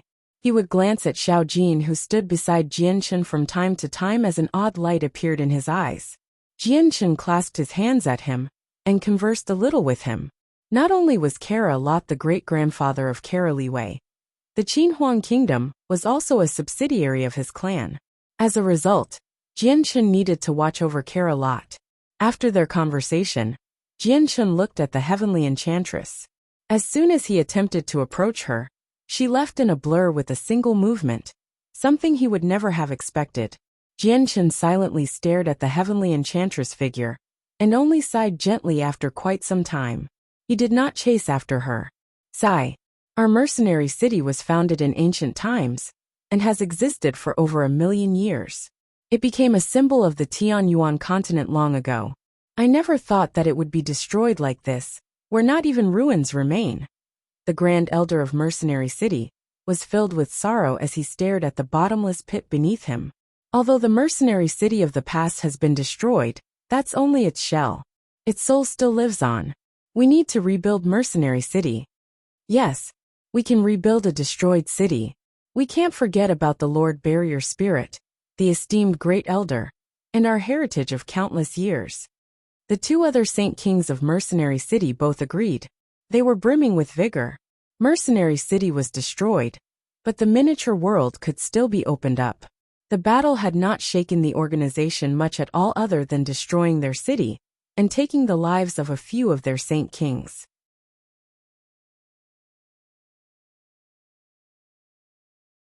Chapter 1392. The Greatest City in the World 1. Elders, I am willing to assist you in rebuilding Mercenary City, so that you can recover your peak strength in the shortest amount of time. Jianshen expressed his thoughts. He had accumulated a heavy debt with Mercenary City throughout his growth. Mercenary City possessed a special place in his heart as well.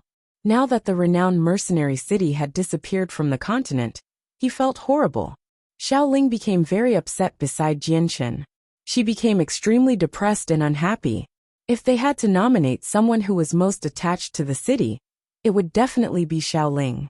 She had grown up in the city and guarded it for countless years. Mercenary City was not as simple as a home to her, because it was the marks her master had left behind. The 3 Saint Kings of Mercenary City expressed their gratitude toward Jianshen. They all respected him, the respect given to someone who is strong. The battle had cemented Jianshen's status into place. Great-grandfather's great-grandmother, how are your injuries? I'll heal you with the origin energy of Radiant Saint Force. Jianshen turned his attention to Changyang Zhu Xiao, Changyang Zhu Yin Xiao, and Changyang Zhu Yiyin. His eyes were filled with concern. Regardless of how powerful he had become, they were still his seniors after all. Hee, my dear great-grandson, our injuries are nothing. We can recover with just some medicine, so there's no need for you to do something like that. Changyang Zhu Xiao chuckled aloud as Changyang Zhu Yin Xiao and Changyang Zhu Yiyin smiled joyously. It was extremely pleasant to their ears when Jianshen referred to them as great-grandfather or great-grandfather. They felt extremely prideful. After all, Jianshen's status was now extraordinary. In the eyes of many, he was an origin realm expert. He had even slain peak saint emperors just earlier. Great-grandson, who would this be? Changyang Zhu Yinxiao asked curiously as he looked at Xiao Jin. He was filled with gratitude toward Xiao Jin, because he knew that if it were not for the boy's assistance several times, he probably would have died in battle already. Jianshen told them the truth about Xiao Jin. When they learned that the shocking lightning near the tungsten alloy mine had been caused by him, and when they learned about his true identity, the 3 of them along with the 3 elders of Mercenary City became absolutely stunned. Disbelief flooded their faces. Xiao Jin was actually a natural spirit given birth to by the world, and he possessed the power of an origin realm expert, as soon as he came into existence. This had completely overwhelmed their understanding of the world. After all, there were extremely few Origin Realm experts even in ancient times, only totaling to 4. Jianchen and Changyang Zuxiao spoke some more. Jianchen then took Xiao Jin with him back to Flame City. The three of them did not stay for much longer either, returning to the Changyang clan in Lore City, soon after Jianchen had left. Xiaoling did not leave with Jianchen, and instead stayed behind, full of sorrow. She stared at the place where Mercenary City used to stand in a daze. Not only did the disappearance of the city mean that she had lost her home, the marks her master had once left behind had vanished as well. This filled her with sorrow and anguish. Even Jianchen's comforting was not enough to calm her down. News of the shocking battle that had occurred at Mercenary City spread across the continent like wildfire. The news caused a huge commotion. Not only did it raise a huge commotion on the continent, even the 3 other races behaved similarly. Although the 4 races suffered extremely heavy casualties this time, they were still victorious in the end. They had slain all the invaders, so the invasion did not cause much panic. Some places were even filled with celebrations. At the same time, Jianchen, Xiao Jin, the sea goddess, and Tai Ta had become known to everyone from their performances in the battle, shocking all 4 races. Soon after the battle had ended, the saint rulers of the Shunxiao sect, Yangji sect, Yuan sect, and Muyuan clan all arrived at the battlefield. They cast secret techniques in search of their emperor armaments that had fallen into the magma. Afterward, they managed to retrieve them successfully with the assistance of the 3 saint kings of Mercenary City. They then returned to their clans with them. The seal over Flame City was released when Jianchen returned. Yu, by Lian, and the rest ran to Jianchen's side and flooded him with questions. They were all concerned about what happened at Mercenary City. Their faces all lit up when they learned that their world managed to fend off the invasion. They could finally relax. Afterward, Jianchen decided to complete his unprecedented deed. He took Little Fatty, Wang Yifeng, Yunzheng Seniorin, and the others, the several dozen elites of the Flame Mercenaries, to the depths of the tungsten alloy mine again. He used the various heavenly resources he had obtained from the Xianhuang microcosm to increase their strength. He understood that he had only fended off the first wave of attacks from the world of Forsaken Saints. The tunnel was still unstable right now, so only Saint Emperors could pass through. Those beyond Saint Emperor could easily cause the tunnel to collapse. It would not completely destroy the tunnel, but they would be sucked into the endless cosmos by the chaotic space. Even Origin Realm experts would not necessarily survive that. Right now the tunnel was gradually stabilizing. This was an unstoppable process, where even wreaking havoc upon it would only delay the inevitable. Once the tunnel completely stabilized, the world of Forsaken Saints would definitely send even more Saint Emperors, or even Origin Realm experts. As a result, Jianchen needed to increase the strength they possessed. Not only did it include his personal strength, but that strength also included the overall strength of the Tianyuan continent, and even the sea race, magical beasts, and 100 races as well. Making the Flame Mercenaries powerful was only the first step. Jianchen had harvested a total of 3 5th-grade violet cloud peach trees, in total, in the Xianhuang microcosm. Each tree bore 108 peaches, so he did not worry about wasting them at all when he increased the strength of the several dozen people before him. He gave them all 5th-grade violet cloud peaches without a second thought, because most of them were Heaven Saint Masters, and not a single one of them had stepped into sainthood. Only 5th-grade violet cloud peaches would be the best insurance that they would all become Saint Kings. After all, they would end up wasting a lot of the vast energy during the absorption process. A day later, the first rainbow clouds appeared in the sky. They were not 7-colored but 5-colored, a saint ruler's breakthrough. Little Fatty was the one who had broken through since he possessed the most talent out of all of them. Soon after Little Fatty, Wang Yifeng, Yunzheng Seniorin, and the group of elites all broke through. At that moment, the sky became filled with rainbow light, which lit up the world. There were 9 colors present among all the clouds, reaching over 1,000,000 kilometers away. These were not 9-colored clouds, but several layers of rainbow clouds caused by the simultaneous breakthrough of several dozen people. Every single person's rainbow clouds possessed different colors, which was why there were 9 colors when the several dozen layers of clouds appeared. The clouds enveloped an area far greater than a single person's breakthrough. This had caused quite a large disturbance on the continent again. Many saint rulers had even thought that a new saint emperor had appeared.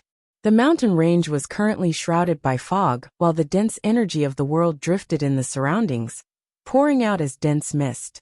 All of this was due to the energy of the violet cloud peaches leaking out of their bodies. They had probably absorbed less than half of the true energy within the peach they had consumed. Several days later, Little Fatty broke through again, stepping into Saint King first. 7 colored clouds descended in the sky, enveloping an area of 1,000,000 kilometers. After him, the others broke through one by one as well. In just a short day, they had all reached Saint King. Several dozen layers of 7 colored clouds flooded the sky. They radiated dazzling lights as 9 different colors enveloped the entire continent. The disturbance this time was even greater than when they had become saint rulers. The stacked layer of clouds spread in all directions at an unbelievable rate, enveloping the entire continent very soon and causing a huge commotion. However, the clouds did not stop there. The rainbow clouds continued to expand into the sea, stopping at the borders of the sea race, the magical beasts, and the 100 races in the end, shocking all the experts of the 3 races. These aren't 9-colored rainbow clouds, but 7-colored ones caused by people breaking through to Saint King. My God, I can sense over 57-colored rainbow clouds stacked atop one another. There's actually several dozen saint rulers breaking through into Saint Kings together. It's from the direction of the Tianyuan continent. How is this possible? How can there be so many saint rulers breaking through together? The Saint Kings of all races stared at the sky while dumbfounded. They were extremely shocked. The simultaneous breakthrough of several dozen saint rulers had not happened even during the glorious ancient times. Let alone several dozen. Just a dozen saint rulers breaking through together had not ever happened in the past.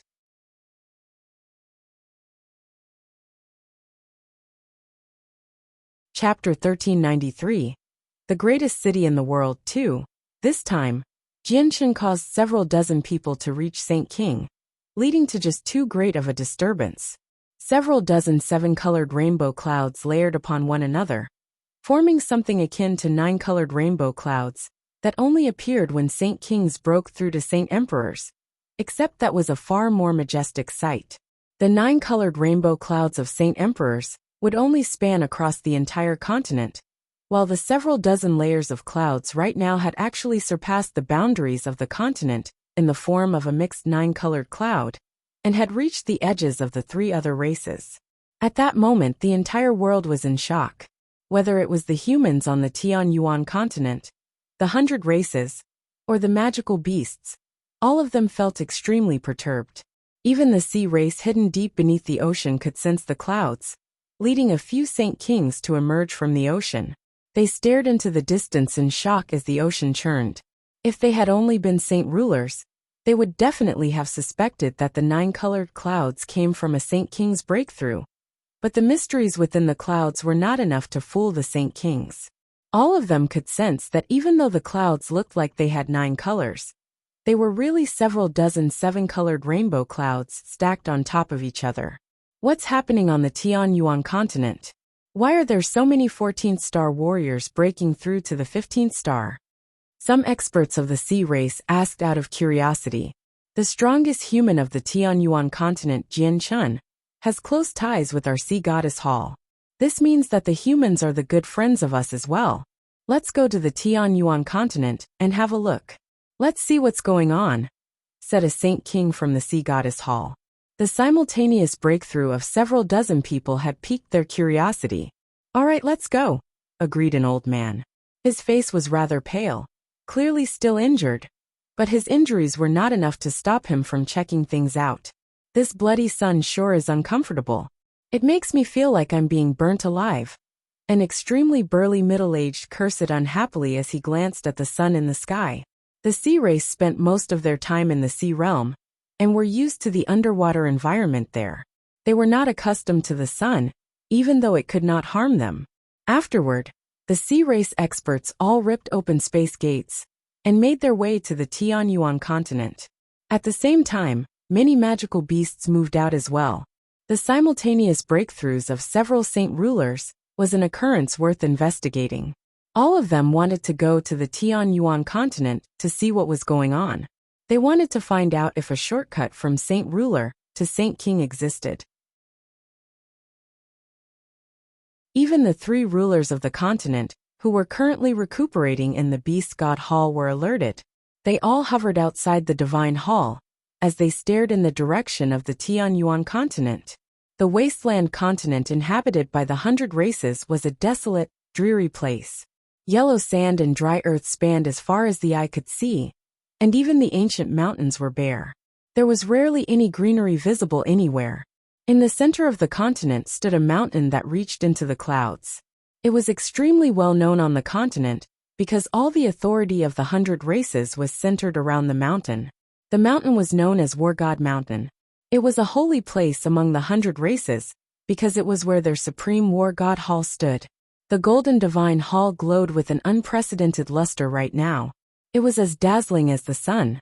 It stood there silently like a slumbering primordial beast, radiating with prestige and a certain holiness. The 3-meter-tall Taita sat on the central golden throne that signified the greatest authority inside. His golden skin seemed to fuse with the throne, shining with a faint golden luster that resonated with the entire hall. All the experts of the 100 races gathered beneath Taita. All of them knelt on the floor emotionally. A few older people had even teared up while their bodies trembled uncontrollably. Basically, all the people present possessed wounds that came from the battle against the world of forsaken saints. However, none of them bothered with their injuries. No matter how heavily wounded they were, as long as they could stand and remain conscious, they had all gathered here to welcome their war god. Great King of War, you have finally returned. We have waited painfully. Great War God, we finally found you. Our 100 races can strive toward glory as long as we are led by you. Great War God. The entire race shares the same sentiment. We are all willing to abide by your commands. You stand supreme. You are the faith of the 100 races, the soul of everyone. The experts of the 100 races below emotionally cried out. Every single one of their cries was filled with joy. Their sorrow from the deaths of so many experts had already been overshadowed by the return of their war god. The news of the war god's return spread through the entire continent like wildfire. This threw all the clansmen into utter joy and excitement. On a continent with horrible living conditions, there was cheering wherever people were present. Some people had even begun to decorate their households with lanterns and streamers, filling the land with joy. At this moment, Taita sensed something. He suddenly looked in the direction of the Tianyuan continent and sank deep into thought. His strength was extraordinary. Clearly, he had sensed the disturbance that was occurring in the direction of the Tianyuan continent as well. However, the War God Hall was situated in the center of the continent. It was extremely distant from the borders, so no one else in the Divine Hall had sensed the pulse of energy from the Tianyuan continent aside from Taita, including Saint Kings at great perfection.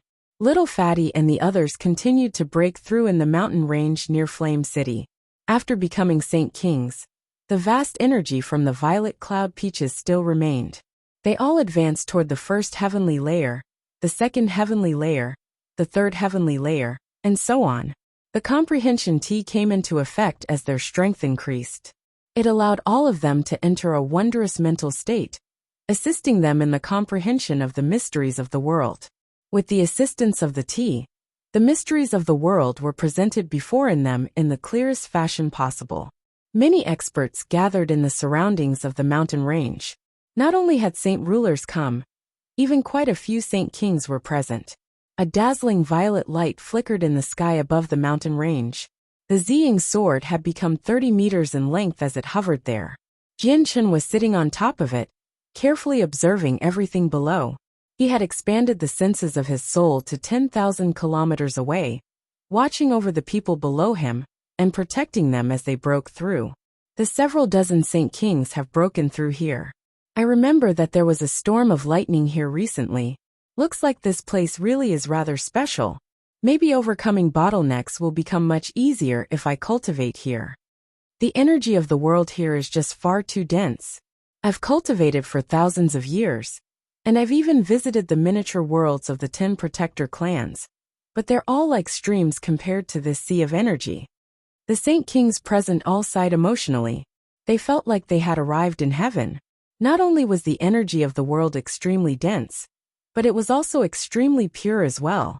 Not only were there humans, members of the sea race, the 100 races and the magical beasts were present as well. Although the Saint Kings in the War God Hall had failed to sense the disturbance, the experts on the edge of the continent could clearly see the rainbow light that came from the clouds. If it was any other day, the people would definitely have been obstructed by all the experts of the Tianyuan continent as soon as they had appeared. But now, they required the reinforcements of the 3 other races to fend off the threat of the foreign world. This was why many people gave up their xenophobic thoughts and did not step forward to stop the arrival of the foreigners. Let's go in and have a look to see just what the secret is, a magical beast suggested. He won the support of quite a few people very soon. He immediately set off with over 20 Saint Kings, carefully making his way toward the mountain range. However, before they had even traveled 1,000 meters, an azure sword shot through the air as a flash of azure light. It hung in the air as it obstructed them in the form of a sword several dozen meters long. Isn't this one of Saint Emperor Jianshen's divine swords? Someone immediately recognized the Qing Sua sword and asked aloud.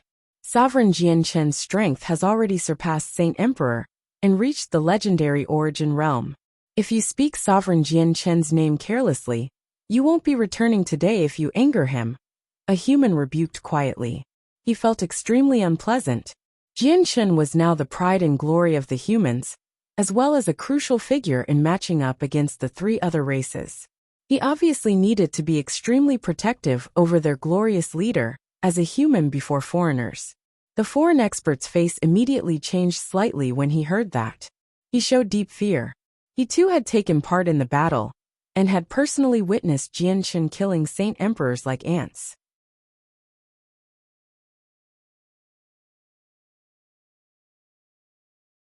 Chapter 1394. The Greatest City in the World 3. The Qing Sua sword hovered in the air and blocked everyone's path, immediately forcing them all to a stop. They all stood where they were, unwilling to take a step further. All of them recognized the origins of the sword. Even though they were all Saint Kings, standing at the very top among their own races and clans both in power and status, they all lowered themselves before the Qing Sua sword and behaved politely. Everyone, the people of my flame mercenaries are undergoing breakthroughs here. I hope you do not disturb them. In case you affect their cultivation.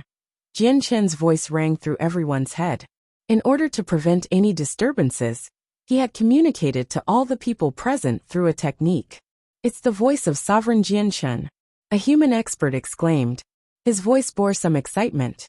Even though Jianshen was only a junior in all their eyes, and his age was nothing to them. In this world, where strength dominated, age was not important. At most, it could be used to measure someone's talent. I never thought that the sovereign of the humans would be here.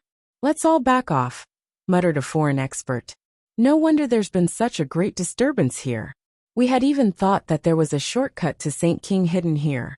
Looks like it's just the human sovereign using his great abilities and helping his subordinates break through. The human sovereign is powerful enough to actually create several dozen Saint Kings. Just how has he achieved this? Can you learn some heaven-defying techniques once you surpass Saint Emperor and reach the legendary origin realm? Many people discussed the information they had just obtained, but they all kept their voices to a bare minimum. After that, they all slowly backed off, no longer wanting to investigate what was going on inside. In the end, all the Saint Kings backed off to the outskirts of the mountain range, but none of them left. They all remained there as they quietly stared into the depths. Some people had even found a place to sit down and began to cultivate. The energy of the world here had reached an unbelievable density. They had never felt a place with such a dense and pure energy. It would be extremely beneficial to them if they cultivated in these conditions. Improving by leaps and bounds would be quite an appropriate description if they cultivated here. Several days later, Little Fatty and the others all roused from their cultivation. The moment they opened their eyes, their gazes became filled with obvious excitement and joy. A Saint King was a supreme realm of cultivation, unreachable to many of them. Some of them had even made the wish that they wanted to reach Saint King. After all, reaching that level of cultivation required both talent and time. Yet now, they had actually all broken through to Saint King in just a few short days, even though they had been Heaven Saint Masters before, which was dreamlike to them. It did not seem realistic at all. Yun Zheng, Signorin, and the several dozen elites were especially emotional. Everyone gather. Suddenly, a loud voice rang through the entire mountain ranges. One of the leader of the elite mercenaries, Charles, had given the order, and immediately, the several dozen people, who were scattered around, all hurried over. In less than 10 seconds, they had all gathered in an orderly fashion. They were still unable to control their powers, since they had just broken through. They could not help but let their powers leak out. So a storm of energy immediately formed where they stood. The storm of energy caused the wind and clouds to churn while their surroundings became flooded with a suffocating pressure. The joy from breaking through had already vanished after they had gathered together. They all suppressed their feelings, recovering their usual cool. They all stood there emotionlessly as their eyes burned brightly. They seemed like trained soldiers. Little Fatty, Wang Yifeng, Yin Zheng, and Signorin did not stand with them. They all arrived behind Jianshin. Similarly, great energy would surge from their bodies from time to time. Although their abrupt increase in strength did not come with any after effects. They clearly still needed some time to become familiar with the powers that they had suddenly obtained. Our flame mercenaries have gained several dozen Saint Kings now. This is just wonderful. By Lian Yu Mingdong, and the others all hurried over from the city. They looked at the group of Saint Kings who stood like soldiers, and all expressed their inner joy. The various Saint Kings on the outskirts of the mountain range all saw this clearly as well and gasped. Not only had the flame mercenaries gained several dozen Saint Kings in a single stroke, the Saint Kings even behaved like soldiers. This had never happened before, not even in ancient times. The Saint Kings actually all belong to the same organization. Flame City is just far too powerful. The Tianyuan continent has just survived a calamity. The four races have lost many Saint Kings, and there are not many left now. At such a time, Flame City has suddenly gained several dozen Saint Kings. The Flame City has truly become the greatest city in the world.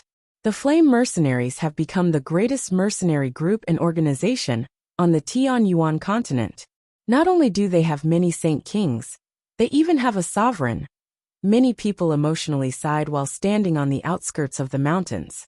The Flame Mercenaries were once renowned on the continent, but they did not possess much overall power at all. They had extremely few Saint Kings, none in fact. They had been supported by just Jian Chun and the three magical beasts. But it was all different now. Mingdong, Dugafeng, Yu Yu, and Bai Hai had all become Saint Kings. The Flame Mercenaries had also gained another group of Saint Kings now. Without any exaggeration, the Flame Mercenaries possessed extremely great power overall. They could still stand supreme on the continent without Jianshin. Jianshin walked through the air and arrived before the group of people who had followed him the earliest. His face was filled with pride. When the group of people before him had joined him at the very beginning, they had all been Saint Masters or Great Saint Masters, without a single Earth Saint Master. Yet now, under his lead, they had grown and changed step by step. They had finally attained their current achievements, after exhausting a large amount of resources and great heavenly resources. This filled Jian Chun with great pride and satisfaction. This was because he had personally raised this group of people. He had cultivated them from ordinary mercenaries to supreme experts.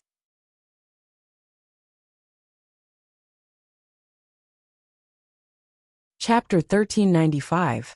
Divine Guards of the Flame, several decades of life and death training, several decades of tough cultivation, have allowed you to grow from nameless mercenaries into superpowers that reign supreme across the continent.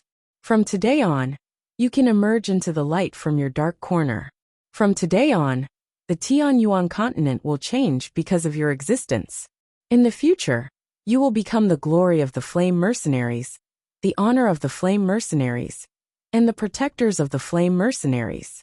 We will become even more powerful because you are present. As the second captain of the Flame Mercenaries, I shall bestow a new name upon you. You shall be known as the Divine Guards of the Flame. Jianchen said emotionally and loudly. His voice rang out like a bell, reverberating across the entire mountain range with supreme authority. We thank the captain for the name he has bestowed. We will forget our former name and exist in this world as the Divine Guards of the Flame. We will guard the glory of the Flame Mercenaries wholeheartedly and lay down our lives to protect the name of the Flame Mercenaries. We will never let down the captain, Motion replied loudly and forcefully. His voice was emotional, and his determined eyes had even began to tear up. Motion had only been a puny Saint Master back in Wake City of the Blue Wing Kingdom, one of a countless number of mercenaries who had lived at the very bottom of society. He had often fought with brutal magical beasts, coming close to death time and time again, just to make some money and live. At that time, his greatest wish was to become an Earth Saint Master, while becoming a Heaven Saint Master was his dream. This was because Heaven Saint Masters were extremely impressive experts in the Blue Wind Kingdom.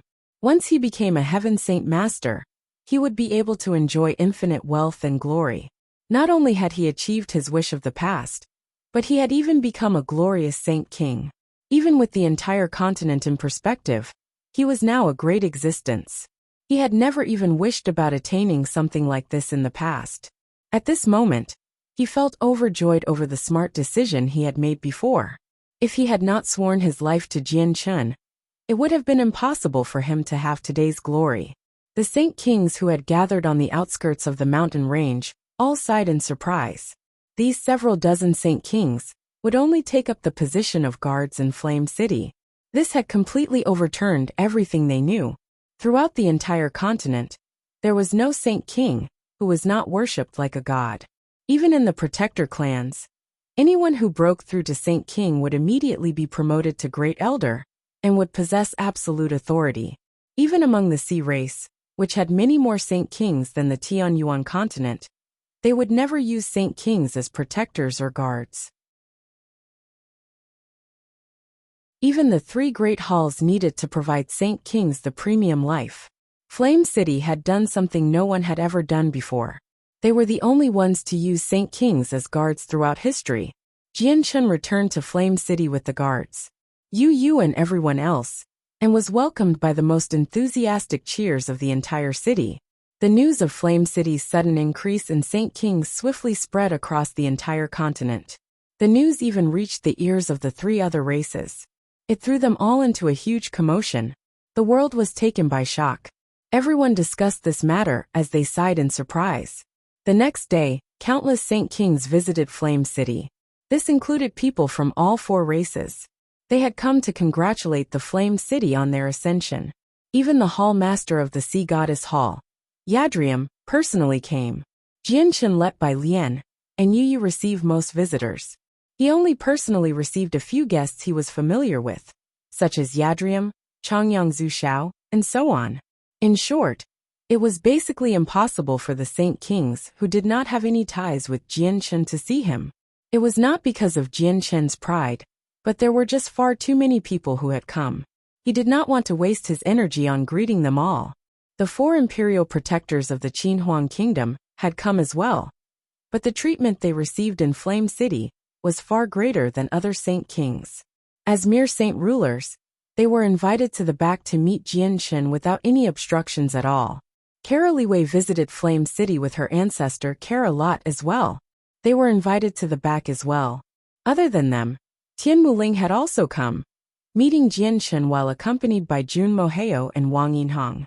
Brother Jianchen, can I still call you that now? Tian Muling asked carefully as soon as she saw Jianchen.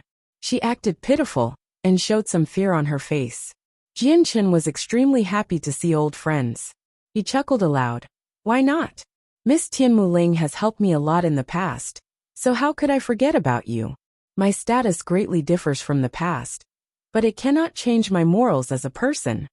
Tianmuling was unsettled by how she had referred to Jianchen before. She felt extremely uneasy, afraid of offending Jianchen, but she finally relaxed after hearing what Jianchen said. She understood that even though Jianchen had become an existence akin to a sovereign, he had not forgotten about his former friendships. This immediately filled her with joy. Jun Moyan and Wang Yinhang could not help but look at each other and smile knowingly when they saw how Jianchen treated Tianmuling, as they followed behind her. Back in the gathering of mercenaries, Brother Jianchen, Ming Dong, Dugufeng, and I were all Earth Saint Masters. It's only been a few short decades since then, yet Brother Jianchen has already surpassed Saint Emperor. Even Ming Dong and Dugufeng have become Saint Kings. Only I have been left behind, the same as before. I haven't even become a Heaven Saint Master. Tianmuling sighed dejectedly. The gazes she directed at Jianchen, Ming Dong, and Dugufeng were filled with obvious admiration. Jianchen could not help but think back to when he had taken part in the gathering of mercenaries with Ming Dong. Because of what Tianmuling had said, his eyes immediately became filled with memories and he said, Tianmuling, you've helped me quite a lot in the past. Don't worry, I'll help you out after this and let you become a Saint King. Really? Tianmuling's eyes immediately lit up, and she became extremely excited. Jun Moheo and Wang Yinhang both became stunned before becoming ravished with joy. Jianchen's status was now extraordinary, so they did not doubt his words at all. He had allowed several dozen people to become Saint Kings, so they did not doubt his ability to make an Earth Saint Master become a Saint King in a short amount of time. Jianchen, don't forget that you made a promise to me as well. Whether I can become a Class 7, Radiant Saint Master or not will all depend on you. Carolee Wei squeezed over and stared at Jianchen with her beautiful eyes. After understanding Jianchen's temperament, Carolee Wei became bolder. She did not hold back at all. You're tuning in to the Li Mei's Wuxia Whispers YouTube channel. We're so grateful for your support, and don't forget to subscribe to join us on this incredible journey through captivating stories. Your generosity through donations truly makes a world of difference, as it's the primary source of revenue that allows me to expand and enhance this channel for you. Thank you from the bottom of my heart for being a part of this adventure.